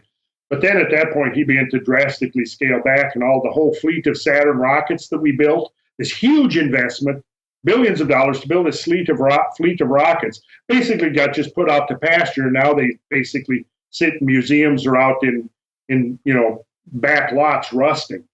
But what Nixon did was he was trying to find funds to pay for the Vietnam War. So basically, what happened was we basically sacrificed the space program to the Vietnam War. And if we had kept, we all know how that turned out. Oh, don't we though? Yeah. And if we'd kept up the momentum of the space program, you can go back. I have right here in my file some of the prospectus of NASA's prospectus going into the early 70s. And, we're talking about a permanent manned presence on the moon, lunar colonies, that the moon would be utilized as basically the port city to the solar system. First manned mission to Mars was scheduled for the late 80s. There were plans on the drawing boards for independent colonies in space constructed out of the raw materials and energy resources of space, not the Earth, but from space itself, which is an incredible infinite reservoir of resources, both material and energy resources, that these could have been built by the early 90s. And what has happened, though, is the military-industrial complex? Well, here is potentially, we go to the military-industrial complex and say, hey, which would you guys rather do? Build implements of war for humans to destroy each other, or build the implements of cosmic exploration, whereby life can become independent of the host planet? We could put ourselves in a environment where we could protect the Earth from the kind of depredations that have assaulted it throughout its history. Because as David Levy, co-discoverer of Comet Shoemaker-Levy 9, said years ago in the wake of that discovery, he said, of all of all of the disasters that could befall the Earth, whether it's volcanism, whether it's giant earthquakes, forest fires, all of this stuff, the ice ages, tsunamis. There's really nothing much we can do about any of those. But the worst disaster of all would be an impact of a bolide from space. Right. Even a small, and that one subsumes all the others. It incorporates tsunamis, earthquakes, massive fires, volcanoes. It's by far the worst of all. But here's the irony. He pointed this out in an interview. He said, of the one thing that we have the potential to prevent is the worst one of all, that our near-Earth space, find out what kind of creatures are inhabiting it, which ones are going to be crossing Earth in the next century or two, and we could, create the technology to deflect them, destroy them, or even better yet, harvest mine them. Yeah, we talked to we talked to a NASA fellow that was actually in. He was in charge of the asteroid mining division at NASA. Philip Metzger. Or NASA, as Graham would say. Well, and see, this is what I try to say to some of my environmentalist friends. Look, you guys, once we've moved into space, right now, we're even if the abiotic concept of oil turns out to be true, we're still looking at a finite resource. Well, for all practical purposes, once we're outside that 5,000-mile deep gravity well into free space, energy and material resources are infinite, virtually infinite. And, and here's more ironies for you. The asteroids that would threaten the Earth because of the fact of their close proximity to Earth, the Earth crossers, are the ones that are the most readily accessible. So I like the idea of the NASA engineer you interviewed, who's basically find the dangerous Earth crossers and essentially mine them out of existence, use up their material. And we talked about one of the things that makes plausible the abiotic origin of hydrocarbons is the fact that we know from meteors that they are extremely rich in hydrocarbons. Right? There we go. So virtually everything that we're mining on Earth can be extracted from asteroids. So that's fascinating. And had we kept the momentum of the space program, the Apollo program, who knows where we'd be now? We'd be, there'd be manned missions to the outer solar system perhaps by now. Certainly we would have colonies in space. We would be mining asteroids. But that is if the momentum had been kept up. But what I encountered is every time I brought this up to somebody, this was the knee-jerk response. Well, why should we be going out there trying to do all that in space when we haven't solved the problems here on Earth? Right. Well, I first was talking about space development, economic development, colonization 39 years ago, in 1975, when I discovered the work of Gerard O'Neill and his colleagues and students and so forth, that came up with the realization that if we were going to expand and become a cosmic civilization, the way we do it most economically is not by trying to drag up materials from the surface of the Earth, but by establishing a beachhead out there and beginning to mine and extract the resources, both energy and materials, of space. Now, they were the ones who pointed out that, if you set up a solar collector in free space, it's going to actually be a viable form of energy, And if you were to take, say, a 1 square meter solar collector, set it in Death Valley, and in the middle of the summer on a clear day at noon, and measure the amount of solar energy it was able to collect, that same solar collector in free space could collect 10 times that amount. Wow. You see, so it's once we're outside in space that solar energy really does become a viable form of energy to run factories and machines and so on. I hope it works out that we make giant solar sails that fucking ride on protons. And then our starships end up looking like old school big ships again with these giant sails on them. When you say the old ships with sails, when you look at the age of exploration, the 15 and 1600s, what you see is these colonies, these explorers going out, establishing these beachhead colonies that were initially dependent upon the home base. But within a generation or two, they became independent and self-sufficient. Yeah. Same concept. When we move into space, we're initially going to be dependent on Earth, but then within a few decades to a few generations, we will have colonies in space that could actually exist completely independent of the Earth. Graham might actually be going soon. He's trying to get on the Mars One. No, I was rejected to the Mars One program. Keep trying, man. I'm not going to keep paying tenacious. and keep applying. Just keep paying. Just keep going. Oh, I'm sorry to hear that, because I really would have liked to have the first-hand account when you got back. Yeah. He wasn't coming back. Oh, he wasn't coming back. No, I think it's a death wish mission. You go to Mars, try and make it, and basically die there. You should call the first ship kamikaze. Well, my message to all those guys, all the people out there listening who have environmental inclinations, as I admit to myself, listen, you should be big proponents of moving our civilization into space. You should be big proponents of reactivating this whole visionary destiny of human life and life being in space. And in the longer, bigger picture of the thing, I really do believe that within the evolutionary scheme of things, life really does want to become independent of the planet, because as long as it's confined to the surface of the planet, it's going to be vulnerable and subject to these mass extinction events that constantly reset the ecological clock. And I think on some level, Gaia, or whatever you want to call it, says, hey, well, you know what? We need a species that can spearhead the evolution of life into the cosmos. So we're going to need a big brain species. So here comes human beings who have the ability of all of God's species, the ability of foresight, and who can actually go, you know what?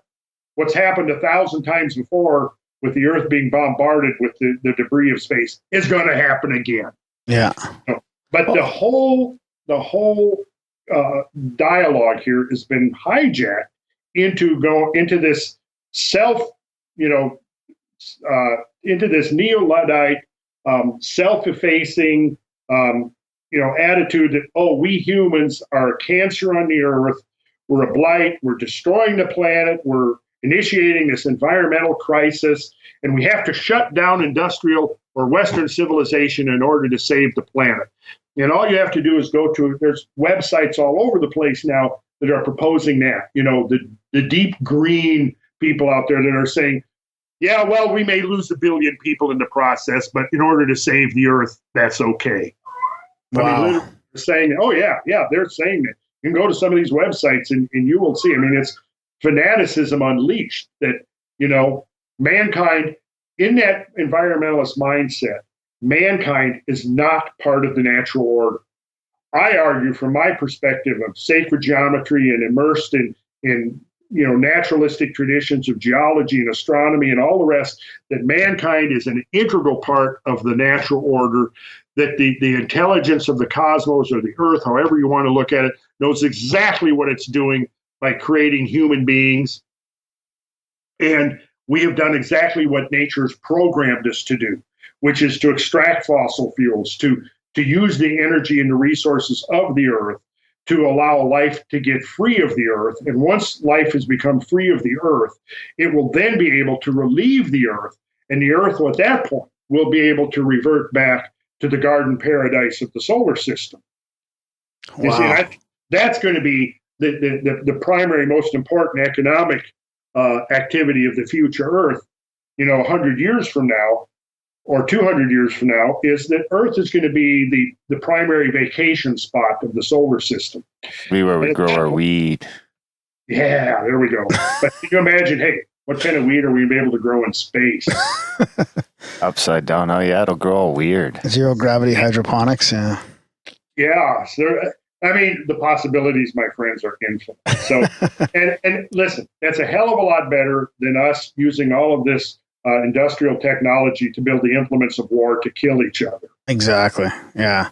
When the real threat is a big, dumb rock orbiting the sun out there right now as we speak with our name on it. Which could happen anytime, right? That's the thing. Send in some fucking MDMA nukes into those war-torn areas. Just everybody's just hugging each other. And there we go. Throw on some tunes. Yeah. I'm with you, man. But yeah, all we need, another Chelyabinsk, maybe another little, maybe double the size of the one that we saw then. And that's going to be a major wake-up call. Right. For a few weeks in the aftermath, people were going, hey, but, a few months later, everybody's already forgotten it, So I'm predicting we're going to see another one of those. We're going to probably see some more close flybys. In one of my articles that I've got online, I document some of those close flybys of the last 20 years, and there have been a lot of them. There have been a lot of close calls that people are unaware of or have forgotten about. Yeah. And there's a couple of close calls basically every year. Do you talk about some of that stuff in the DVD that you made? So you have a DVD available for purchase, right? Yes, yes, Cosmic Cycles and Catastrophe, yeah. Catastrophe, yes, I get into that, and I have a lot of imagery on there. And if people do buy that, that helps us get a little bit of income in that we recycle right back into doing more research and getting more information out there. Yeah, and I got to say, like I said, we watched the first bit of the first little 8 sections of it on YouTube, and it's just fascinating. It's just loaded with good stuff. So I mean, I'm going to link to that in the show notes too, and people can go out and buy that DVD. Good, yeah, and they can download a good chunk of it for free online to get a taste of it. Yeah. No, that's great. Is there anything else you want to say before we start wrapping it up, or mention to people? I think that's good. I mean, we've covered a lot of stuff. I'm getting a little weary on my end. It's past my nap time. Yeah. So.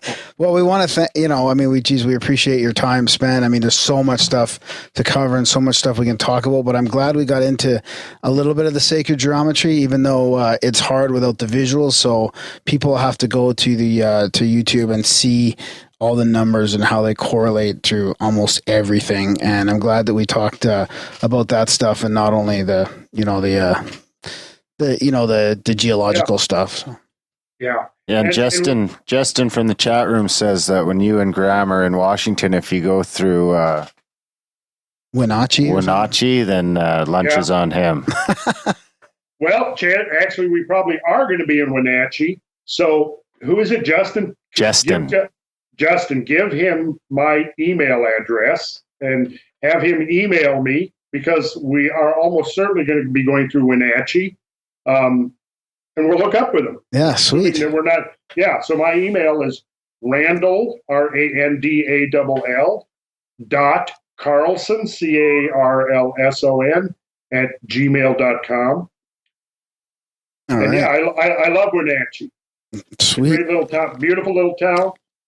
You tell them you would probably swing by there for a free glass of apple juice anyway. Sweet. So, and hopefully you'll end up in Minnesota in the beginning of October at the Paradigm Symposium. That would be fantastic. Well, yeah, I'm guessing that's what Graham's going there for. Yeah, I didn't even ask him yet what he was actually doing there, but he said he needed to be there. I forgot if he said the first or the second. So, see, I'm from Minnesota. I grew up in Minnesota. Just near Minneapolis. So yeah. I've been trying to get back there for 10 years to visit, and now I saw, so we initially talked about getting Graham to an airport we could fly to Minnesota, and I came up with the idea, well, look, if we're going to drive from Portland all the way to Montana, why don't we just keep driving across the Great Prairie and maybe through the Black Hills, and there's all kinds of stuff to see, and just follow the margin of the ice sheet all the way to Minnesota. That's great. Well, have a good trip, and yeah, once again, thanks for so much of your time and all the fantastic information. Oh, it's been fun. It's been a lot of fun. And let's see, Cameron sent me a little message, but I didn't read it in time. I think he was trying to say that the new version of the DVD is going to be high def. I think so. A lot of the graphics should come through real clear. We're putting together a sacred geometry course. Oh yeah, yeah. We're up to, I think, 14 classes online.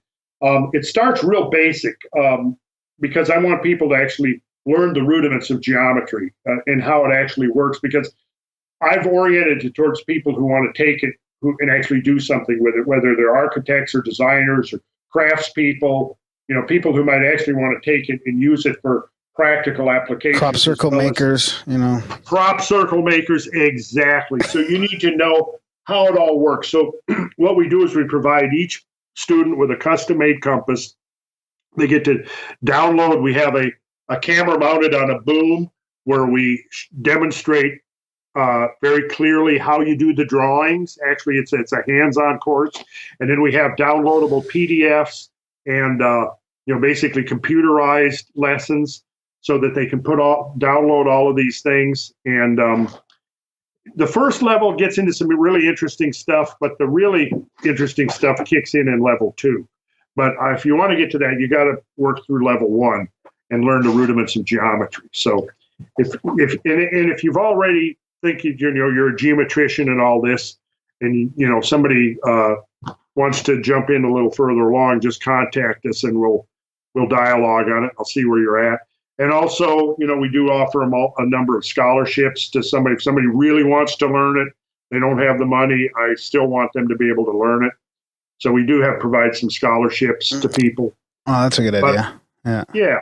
So anything that, we can do to, help, accumulate some resources to kick this thing to the next level, What about honoraries? Can you get an honorary? Yeah, maybe. Just I don't want to. Oh, an honorary. Access to the course? An honorary, I guess, degree. I guess like the president gets to say he went to Yale, or how's that work? Yeah, right.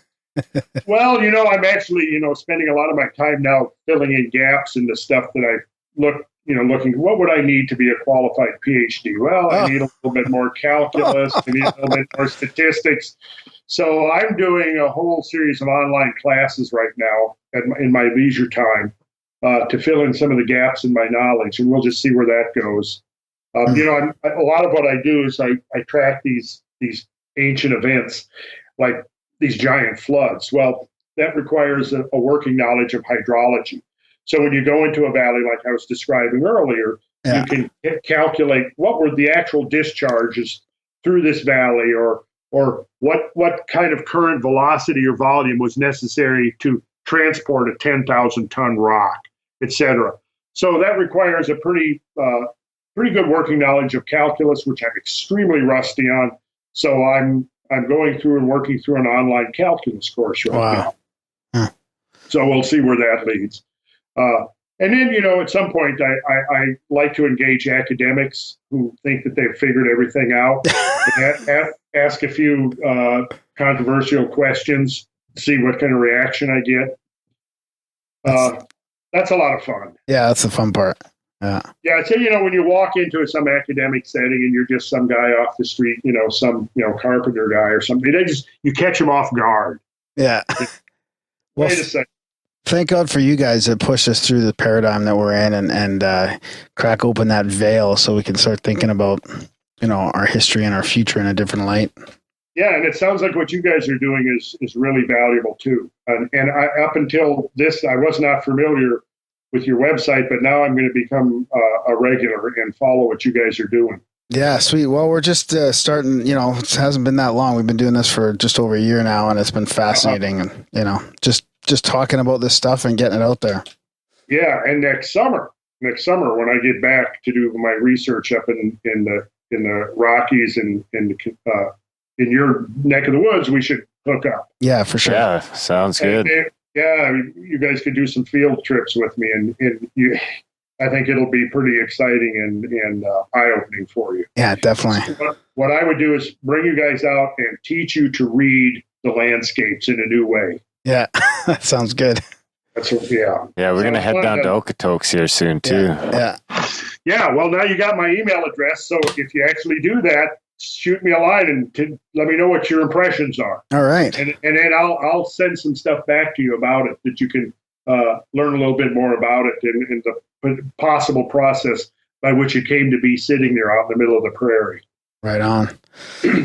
All right, guys. All right. Thanks a lot. Yeah, thanks a bunch, Randall. We really appreciate it, and we hope you enjoy what's left of your weekend. Oh, yes. Okay, yeah, it looks like there's some left. Well, like I told you, I'm headed for a nap right now.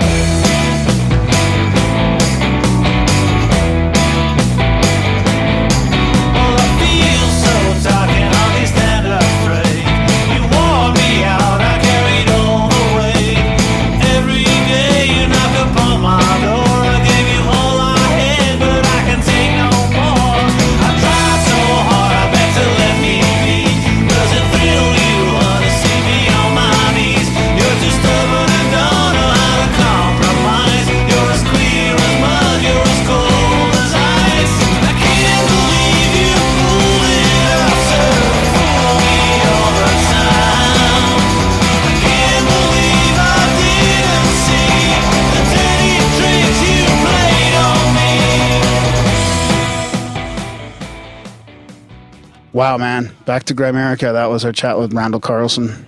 Yeah, the episode that almost never existed, and I'm sure you guys are exhausted and your brain hurts and all sorts of things right now. I know mine did after. Yeah.